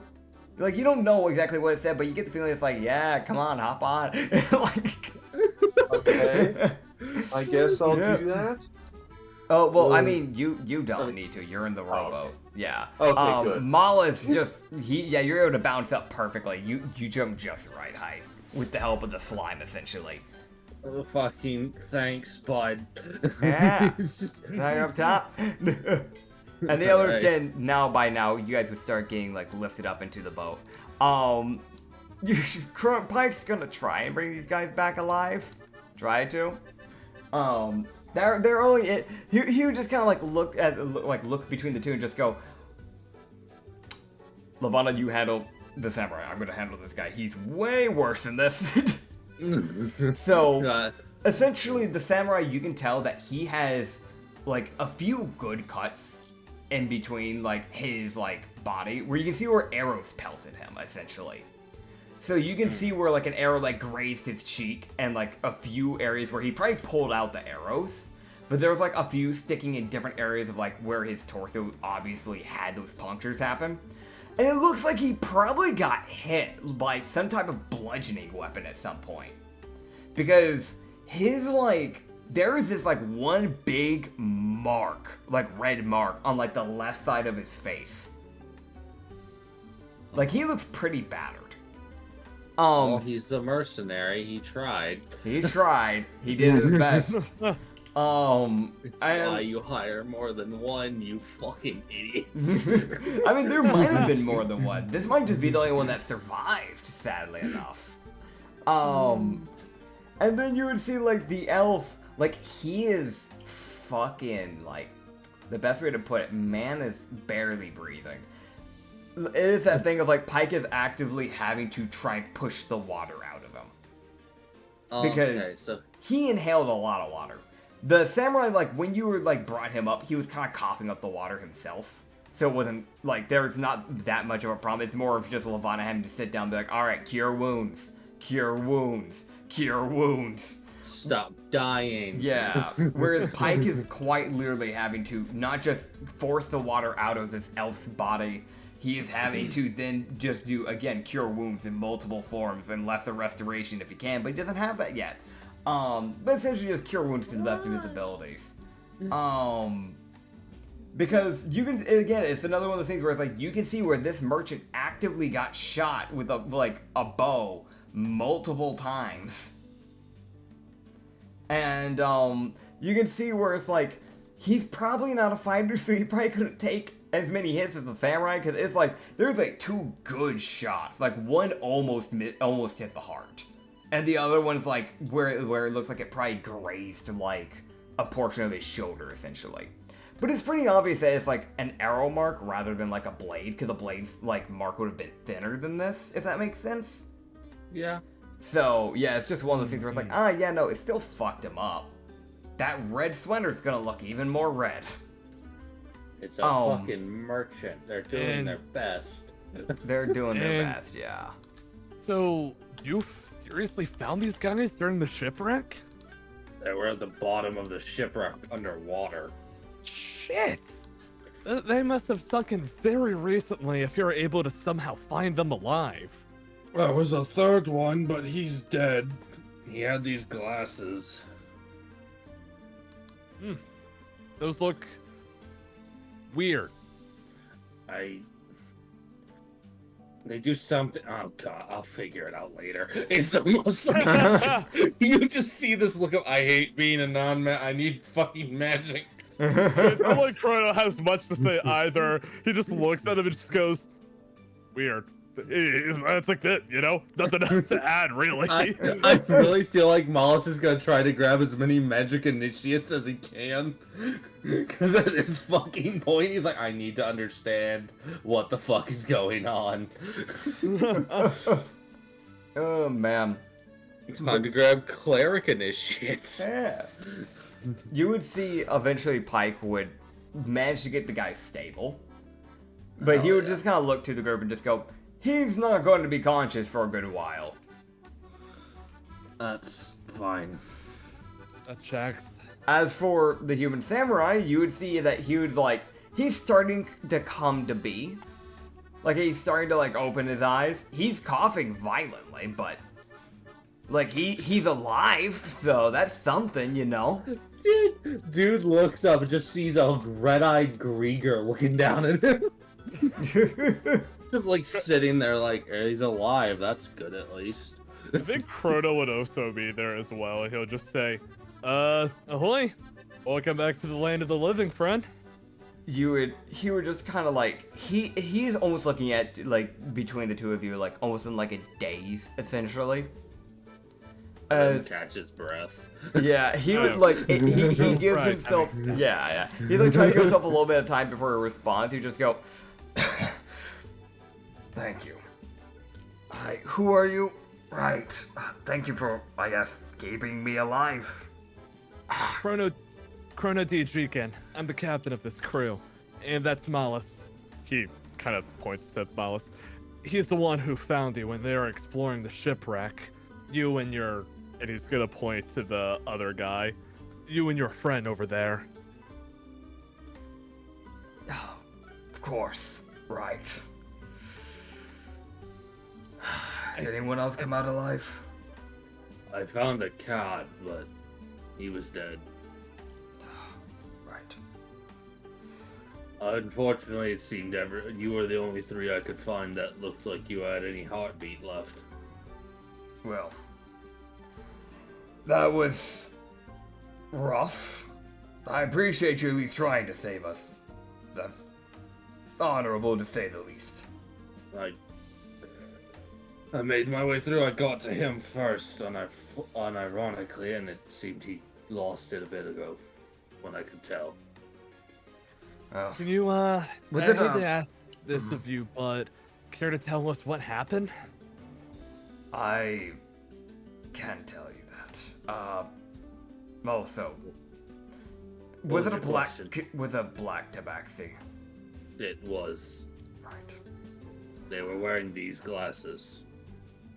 Right. Alright. Yeah, that's the other bouncer. The other mercenary. Wait, I didn't get what to do you- know him that well, so I'm kinda glad I didn't. Right. I owe you an explanation at the very least. Mollis is looking over his shoulder with one of his back eyes at the like half-sunken ship. Which Yeah. actually, Mollis would have checked, and I just forgot to mention. Why is it not sunk? Is it just floating because of air, or is there like a rock under it? It's kind of a weird thing, because it's just kind of floating there for no fucking reason.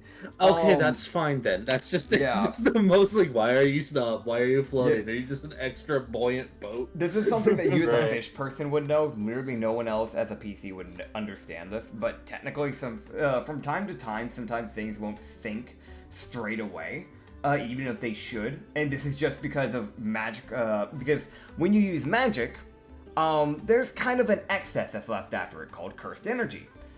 Cursed energy kind of like, it's kind of like the carbon dioxide to like the oxygen type of thing.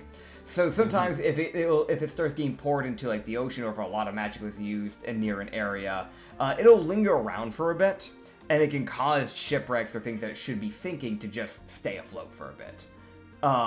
So most likely it's probably just curse-like magic, essentially just lying there, causing it to stay afloat. Tell that fucking cat to hide his best. He cast every spell he fucking had. Yep. Yeah, he would just go, that is unfortunate. He was our spellcaster. That was our wizard. Right, okay. So we had, sadly enough, an encounter with the Navy. Normally that's not a problem with merchants, but, I didn't know this, nor did, I don't think my boss knew either. One of the bouncers, well, I guess in this case, the only other bouncer, apparently had some criminal record. Pirate. They didn't take kindly to that when they were shopping and found out that a pirate was just roaming around on the ship. And, well, my boss he's rather loyal. I'm just listening to whatever orders he gives me at the end of the day, and when they wanted him to just turn him in, he didn't really take too lightly to that. And things got a bit messy. Mollis would sit there for a minute. Well, I'd warn you now then, you're kind of on a pirate vessel. So Chrono nods. it's the most like, if you have a thing against pirates, we can drop you off at the nearest islands. It's the most like, but we're not gonna kill you, because that's kind of fucking pointless. Yeah. Really quick, I'd like to roll a quick insight check to see Okay. if that checks. Okay, go for it. That will be if Roll20 can get along with me. Oh. It's not working. Why? Oh no. Why? Oh Why no. does Funny. Roll20 fail for you? Okay, there it goes. I ignore the second one, but I got a 16. Okay, cool. What do you roll an insight for?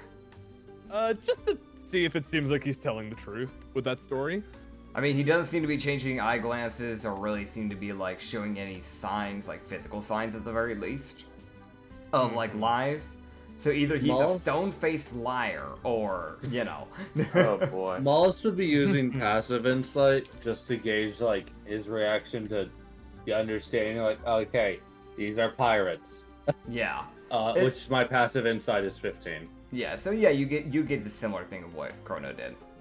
Okay, Chrono cool. would say, I apologize if you have something against pirates, but you have my word that unless you give us a reason to be our enemy, you'll be safe here. I don't quite have a reason to have enemies. He kind of puts, like, quotes to that. As far as I'm concerned, I'm simply paid to do a job. There's no reason or no room to have enemies in my line of work. And as far as I care, there is no such thing as enemies. You're surprisingly reasonable after nearly dying to a shipwreck like that, but alright, fair enough. Father taught me that. Crux Dynasty, you know. They teach you a thing Wait, or what? two. Wait, what? Oh. Huh. Notice. Common moral History. set. Go ahead. Huh. History chat. Oh. No, that's where I'm from, man. Yeah. I don't fucking know shit about you. I don't talk to you. Okay, wait, really quick. Dirty No, I'm gonna- ten. I'm gonna cut in. Sorry, really quick. At that comment, Kronos just kind of rub the back of his neck, and he'll just say, "Man, my side is so lame compared to these islands." Finally, somebody else from my birthplace.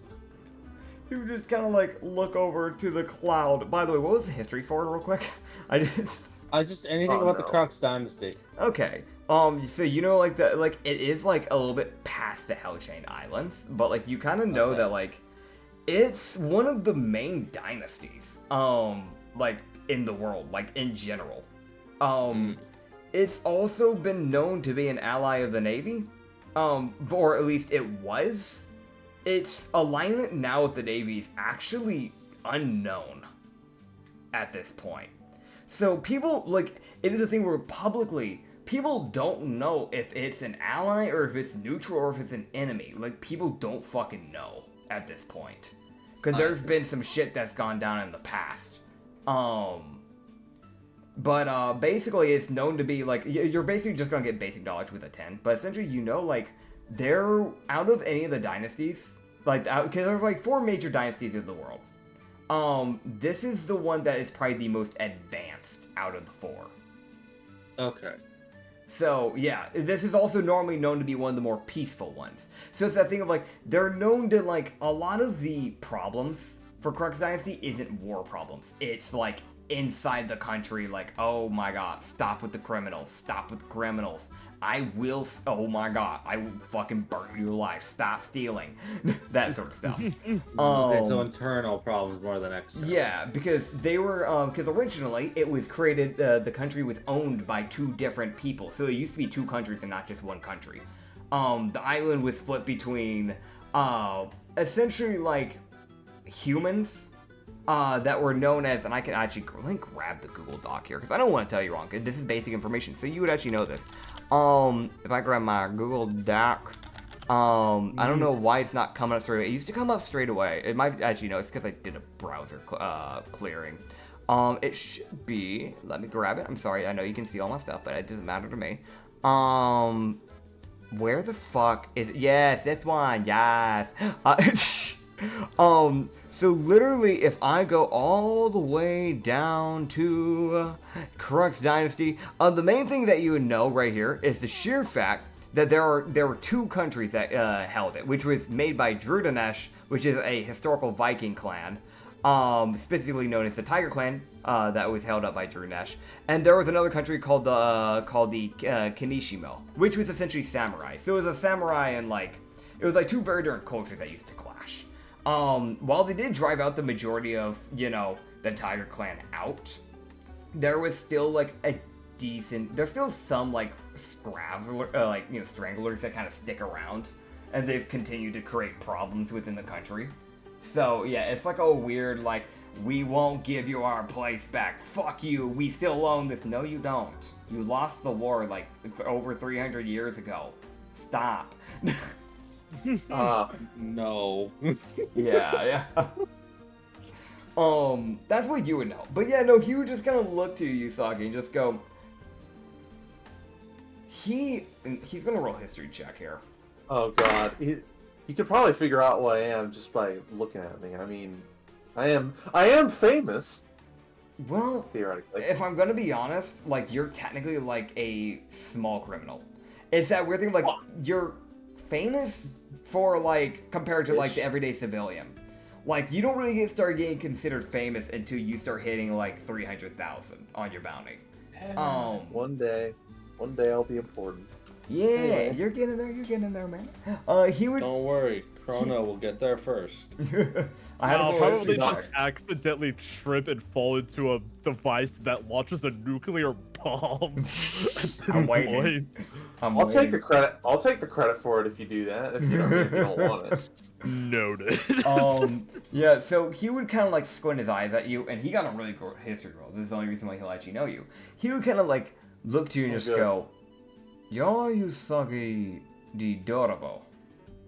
Yes, that's me. Yes, that's me. Right, you changed.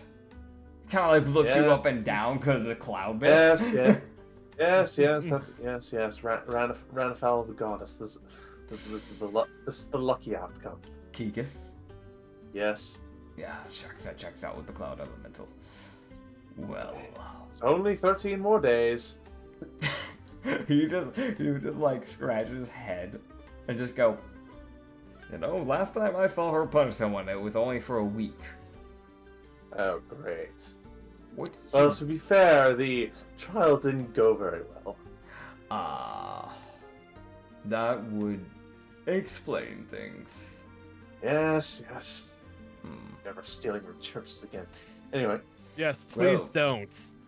Yeah, he would just go, well, either way, it's good to see a familiar face, even if it is a criminal. I want to mention, this is a thing that you saw, you would probably be able to see. You Maul's don't have is to worry. looking I between don't. I the two don't of steal them. from guests. You don't have Maul's to is- worry. I don't steal from guests. Sorry, what were you saying? Moss is looking between the two of them, and there is a thought that he has, and you can tell he's thinking something concerning the two. He's like, "Hold on a fucking moment. Ain't no What? fucking way the two of you are from the same place." Yeah. Like, he does not fucking believe the two of you are from the same place. Oh, Hey. man. Hey, we could be bros, man. It's a good idea. Well, maybe. Problem is, he probably wouldn't associate too well with criminals, but oh well. I mean, he's a mercenary. Something that is like common knowledge that mercenaries are they're like the basis of neutral. They are the most like I'm getting paid to do what I do type of thing. Okay. I don't care anyway. Yeah, it's genuinely the thing of like if I'm making money and I'm being paid to do what I do, I'm here. Come to think of it, Understandable. Yusaki, you've rarely talked about where you originally came from before.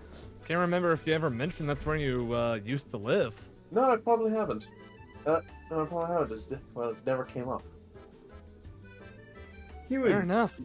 Why'd you leave that anyway? To search for more treasures along the sea, I guess, or something? Of course. I If I had can.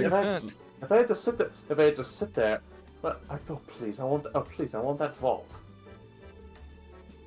Yes, I heard if I had about to that. If I had to sit there being at home, I'd go crazy. And most of my clan's dead. But If I'm going to be honest, if I remember correctly, I haven't been at the Crux Dynasty in a while, you drove quite a few old people to madness. Not literally, but they were definitely getting fed up with you. They were starting to look into hiring mercenaries to start basically hunting you down if you stay. oh yeah, Wait, oh what? yes they could. Oh yes, they couldn't take my antics anymore. I mean, after you kept stealing people's cats and then messing with them. Yes. I was just going through a phase. It is that thing of like... Wait, yeah, that's cat- definitely like oh. one of your things that you saw you did like as a teenager type of thing. Yep. But again, for you, Yep. teenager is like just like a year or two, because Harrigans don't last that long. They don't live that long. So it's that You weird don't? like... Oh, I didn't know that. Harrigans Anyway. only live, like in my world at least, they only live for like 20 years. On average. They don't live for Oh. Yeah. Oh, So- well, no wonder he has no self-preservation instinct. Anyway. Yep. Wait, Yeah, how but- old is Usagi? Is he like fucking 8? Like, I never actually listed an age, I don't think. You kind I of give just- me the idea he was like middle-aged or like young at the very least, like I young just adult. put, like, adult. Okay, so we could probably spitball. He's probably around like 9 or 10, probably. holy shit. He's been around He's a- long enough to at least cause enough problems for people to be like mildly annoyed with him in the country. I am mentally an adult, at least. Yeah. After, So let's not make this weird. Anyway. Yeah. After that comment about driving people to madness, Chrono would just probably say, if you had asked me if I had heard that earlier, I'd probably be judging you, but after apparently turning almost everyone on White's side against me, morals be damned. Yes, indeed. I don't steal pets anymore. It's too much of a hassle, and too prone to injury. Yeah, I would imagine. I think the last time you tried stealing one of them, it was a snapping turtle, and that didn't end well for you, if I remember right. No, it didn't. So much blood. Anyway, Yeah, did it bite off your, like, a portion of your finger or something like that? Or, I don't know. Did it give you that really no, big but scar on your face? Not entirely. What? No, not all of the finger, thankfully. That would have been terrible. Yes, your doctor that you had in your old place would have been able to repair that like they did for you. No, you can't turn to them now, considering they're long gone. I'm sure you're well aware. Yes. Hopefully we can afford to get a new doctor on this ship. I mean, you seem to have a doctor, otherwise I'd be dead right now. Well, yes. I forgot about Pike. Anyway, Pike's just staring at you with the most like, what the fuck? I want to mention there's a mild death glare from Mollis. Like, I forgot. I completely forgot. Pike's like one thing. I want to forgot. mention you insulted the only Yeah, other you're good. Grieger on the fucking boat. I forgot. Yeah, God, I see Malice like glare. Sorry, there was a brief lapse of like does the cuckoo gesture of memory. Anyway, You see Mollis's death glare mildly fade as he just checks it off as, yeah, no, that checks. Fair enough. Okay, okay, no, but seriously though, how did you get that scar on your face anyways? Sorry, it's just that I've been so incredibly curious ever since we first met, but I don't know, a lot's happened. don't date police officers when you are a thief. I want to admit, the best way I can describe Mollis's reaction is has anyone ever seen the Acrid meme where like each of his eyes blink individually? Like No, almost like a loading thing. It's like a toad blink, essentially. Yeah, all of Mollis's eyes like blink slowly like this like wave of blinking is like almost like a loading. Yeah, from like left to As right. his brain is yeah, from like left to right, as he's processing the stupidity he just heard. He is the most like, the fuck did you just say? What'd you Wow. do? Wow, that scar story is significantly different from mine. Let's put it. Listen. There was a difference of priorities. Clearly. Did not to. Well, now you know. Well, now you know why she's chasing me all over the fucking place. Is that the stupid bird? Yes. All the way that was but. You're Talons, yo. Talons, yo. Oh wait! Oh my God! Wait! I'm back! Okay, back. I'm sorry. My Discord. Fucking Talons, Is man. he gone? Did he? Oh. Did we just lose Dylan a second time? Oh, shit.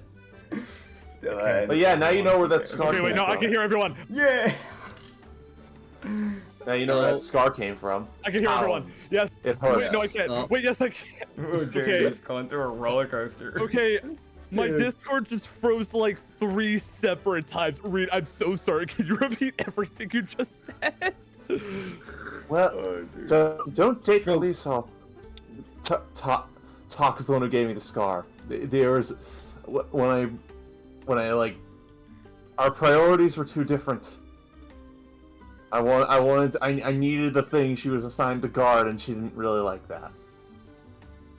And Mollis's reaction was, "Oh, was that stupid bird that's following us?"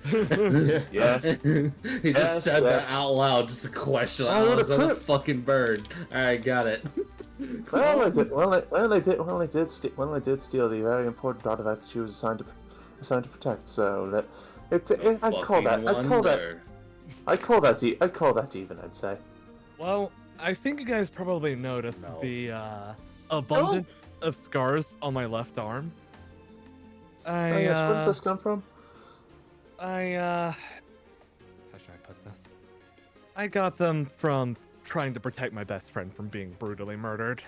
Wait, you don't. Oh my. Wait, those aren't tattoos. Usagi's just gonna look at you like what the fuck kind of look. And don't birds eat rabbits? Perchance.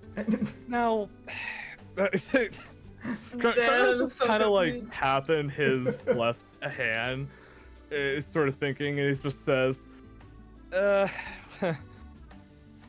me put it this way in terms I think you'll get at Usagi. You know how when you really like someone, you're willing to do all kinds of really stupid stuff for them? Oh, I know all about that.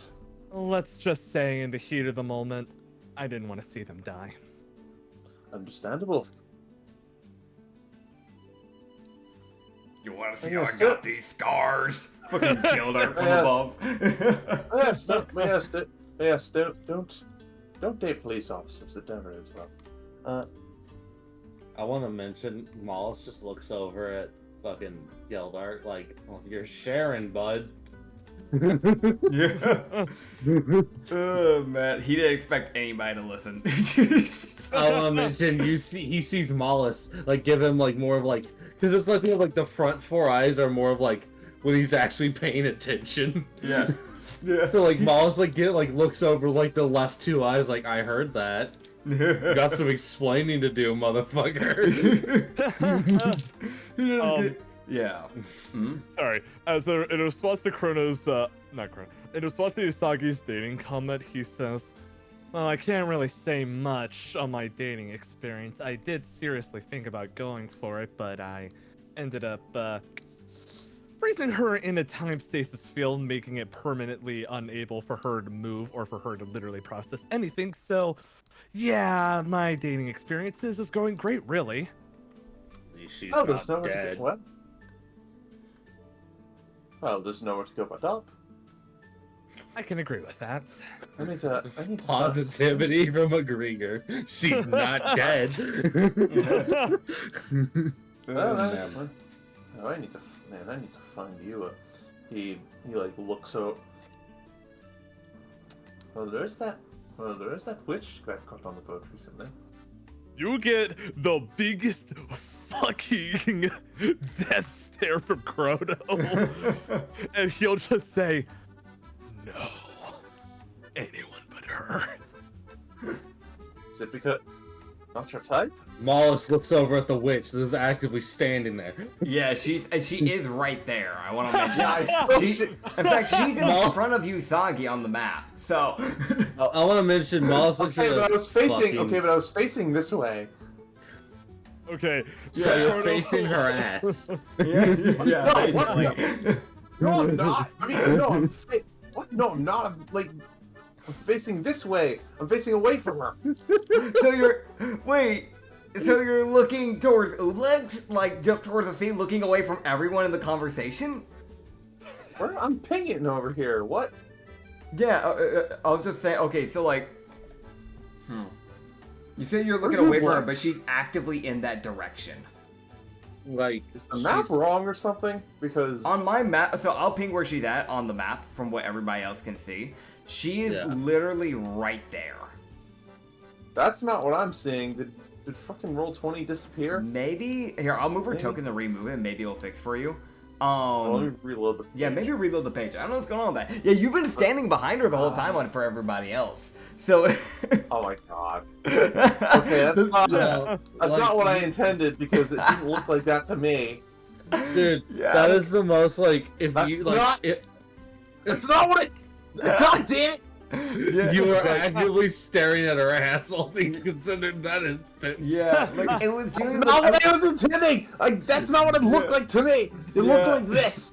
Dude, I It want to looked mention like like, this. that's so unlucky I because don't like move. I had it in my head. I was like, okay, so she is like a dancer that she's done like actively, so she probably just doesn't care. But like that is actively funny. Okay, so after that death stare, Chrono would just add, "If you really want to know, I'll put it in terms that I think you'll get. Unless I get closure for putting my best friend in a permanent time stasis field, I don't intend to, how should I put this, get romantically interested in anyone else. I've waited over 350 years. I think I can wait a little bit more." Admirable. Understandable, I suppose. I have no idea if I had a wife and kids. Dude, please, I'm that's not a going whole to- separate thing to unpack in there. Oh please! Oh please! Unless I manage to obtain immortality, I don't think I'm going to have time to worry about that. Like, Tavern, you're such a social crisis. Ublex, No, you it's know what? fine. You know what, Ublex? Roll me a history check. Such is the life. Wait. Actually, wait a minute. I have a terrible Oh my idea. god. Let's see what you get, Issa. How long do cloud elementals live? So, like, you're not gonna have its cloud span, because technically cloud elementals live for, like, they normally live for, like, a good 50 years. Unless they're, like, Noted. swatted away or Noted. evaporated. It's that weird thing of like it's very rare for them to actually get a proper quote unquote lifespan, because normally over time they like have like evaporation or something that happens to them, because they're at the end of the day they're still just sentient cloud people essentially. It's kind of weird. It's kind of weird. Yeah. Well, anything's an improvement from 20 years. Anyway. I mean, you won't gain this like thing after you're out of, when you're back to Haringey, you're gonna be back to your normal lifespan. So. I know, but anything's better than 20 years. Anyway. fair. Oh, man. But, yeah, roll me a history check, Issa. Like, genuinely, I mean this. I rolled a 19. 19? Oh, okay, I thought that was an old one. Okay, yeah, cool. Yeah, so then 19, you don't know why, but you feel like you might have a kid? Oh, what the What? fuck? Like, you... I have a kid! Like, you don't know why, but, like, you can't picture it, but, like, you feel like you're, like, really thinking about this, because you're starting to have the existential crisis that you're talking about, right? And, like... Yeah, you don't know why, but like you can't see the faces or anything, but you feel like you can see like a shadow silhouette of a very humanoid looking, like probably a woman and what seems to be some type of child. So A wife and kid. you probably have a wife and kids somewhere in the world. Somewhere. Yeah. Oh my god. Oh my word. I got someone Dude, pregnant. it's expanding. The Ooblex lore is expanding, everybody. The hearty radar just grows stronger to remember your wife, I guess. Yeah, man. You would see. How hot's your wife? I don't know. By the way, your the samurai just kind of like chip in and just go, I'm I sorry. hate to interrupt everything. You seem to be having a good time, but I should probably at least introduce myself so I'm off the ship. Sorry. Watanabe Isaida. Pleasure to meet you. Wait, what's that? Mollusk. Oh god, not that name. Anyway, Oh this is man. not going to make any sense to anyone but me. Yep.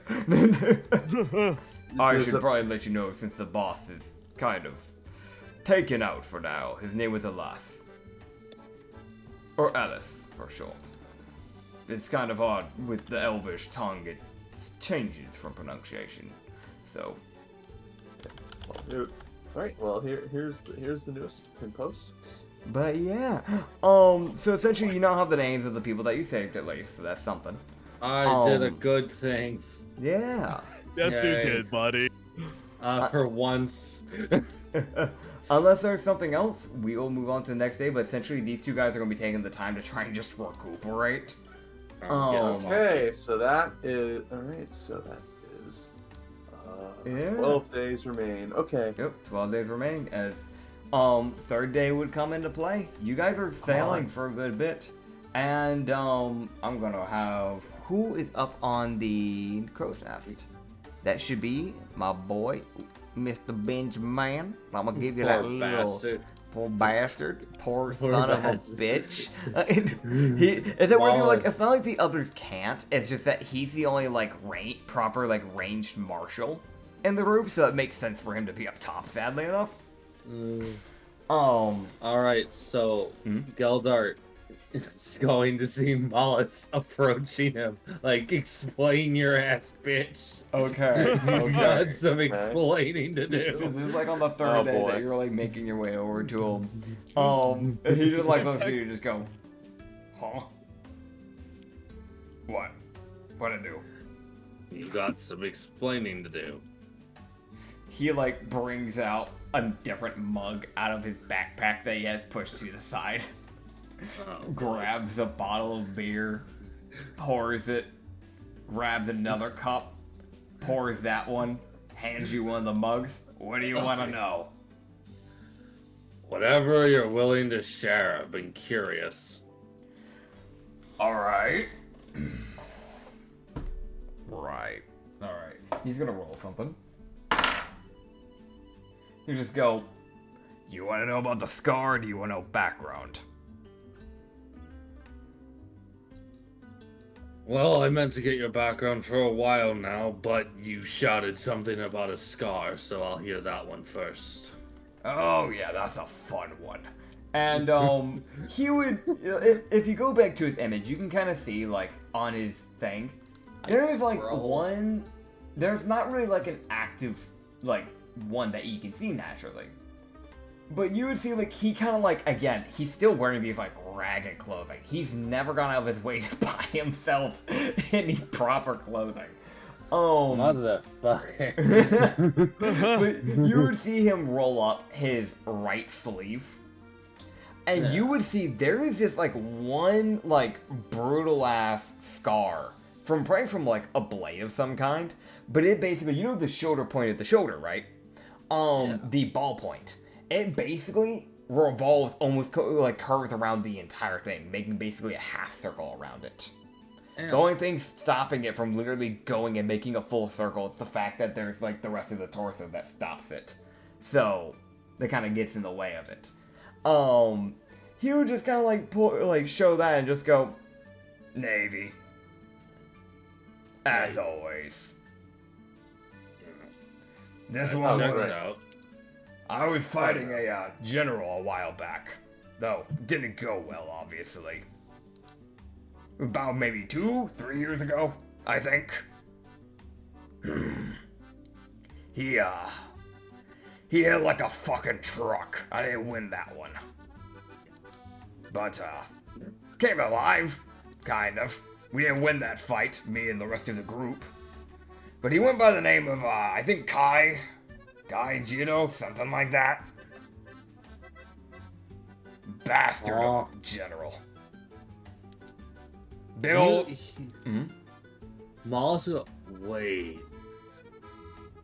Yeah? I think we just met his brother. Wait, who? Cole mentioned he had a brother named Kai. Oh, fuck me. Yeah? Hold it over my head. I fucking remember things, motherfuckers. Yeah. When Mollis is that a part of thing? things, he's paying man. attention. Oh my god, they're Yeah. gonna have such an awkward family reunion. One is like a Yeah. Navy admiral, and the other is gonna be a pirate. Yeah? He would just go, yeah, if I remember right, he was a bastard to fight. He had something demonic going on with him. But, he was also a minotaur. He was a rough one. And then he would pull like a bit of like his shirt up where you can see his chest. And you can see there is a big old gash. Whoa. Just directly down like the side of the chest. And it looks like there's like two different like scars that are intervening. So there's the one big one, and there's like alongside that there's like a different scar that like travels and basically ends up connecting with that one, essentially. He would just go, the big gash is also from that bastard. And as for this other one, that's from a mercenary. Got in a fight with them. And you know, normally at a tavern, normally you just handle with fists. That's the right thing to do. Bastard had no honor. Decided to bring out his sword. So I did what was needed. I grabbed the bar, tore it out of the floor, and threw it on him. He's dead now. Nothing lost. Nothing gained. Nothing lost, nothing gained. But yeah, as you would start finishing that up, you would actually hear something. You would hear, for everyone that is aboard, you would hear Benjamin go, and I'm not going to yell this out loud directly because one, I don't want to peek the mic, and two, it is 11:29 p.m. and I don't want to bother my mom. Coward. Because bedrooms are near each other. But you would hear him yell, "Ship ahead." And it's a Navy ship. Oh no. No. As Oh, you, please as stop, he please stop. says this, I'm going to roll something. Oh no. No, not here, please. Okay. You see, Oh, everybody no. can. You guys should be able to realize you can now see health bars. Oh, good, finally. Yeah, you guys should be able to Hide? see NPCs and all that. You see Benjamin get struck with an arrow. Oh god. As you see it hit his right shoulder. As It is a split second. As soon as he said ship ahead, Oh my. you see this like arrow fly past, and not just one, but two of them, Oh my. like following up. There's one of them like passes directly past his head. The other one hits his shoulder. Oh no. As I'm going to roll some damage here, Oh shit balls. and that's He's not gonna 6 fall off, piercing right? damage. He will not. He has Oh. at least trained himself well enough after getting brutally attacked by Taka for no fucking reason. He's learned to keep his ground on this thing. Okay. Oh god, is she gonna be? Oh no. I didn't say that.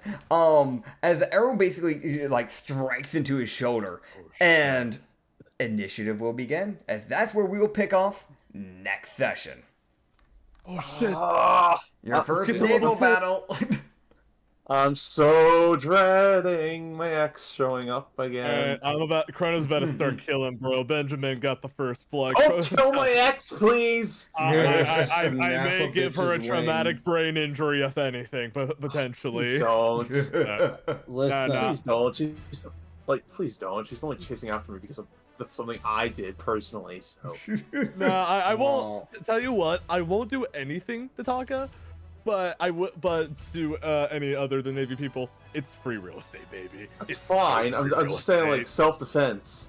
Yeah, no, it's cool. Self-defense is fine, but don't offer, please. Alright, guys, cool. she will come out of it alive. And Can I I promise only that. Oh, great.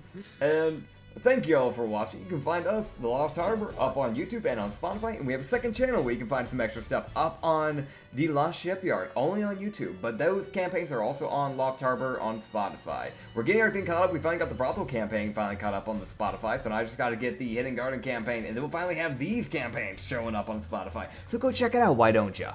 And, maybe, just maybe, because YouTube algorithm's kind of giving us some problems lately, maybe hit the like button, yeah? Yeah, okay, bitch, bye.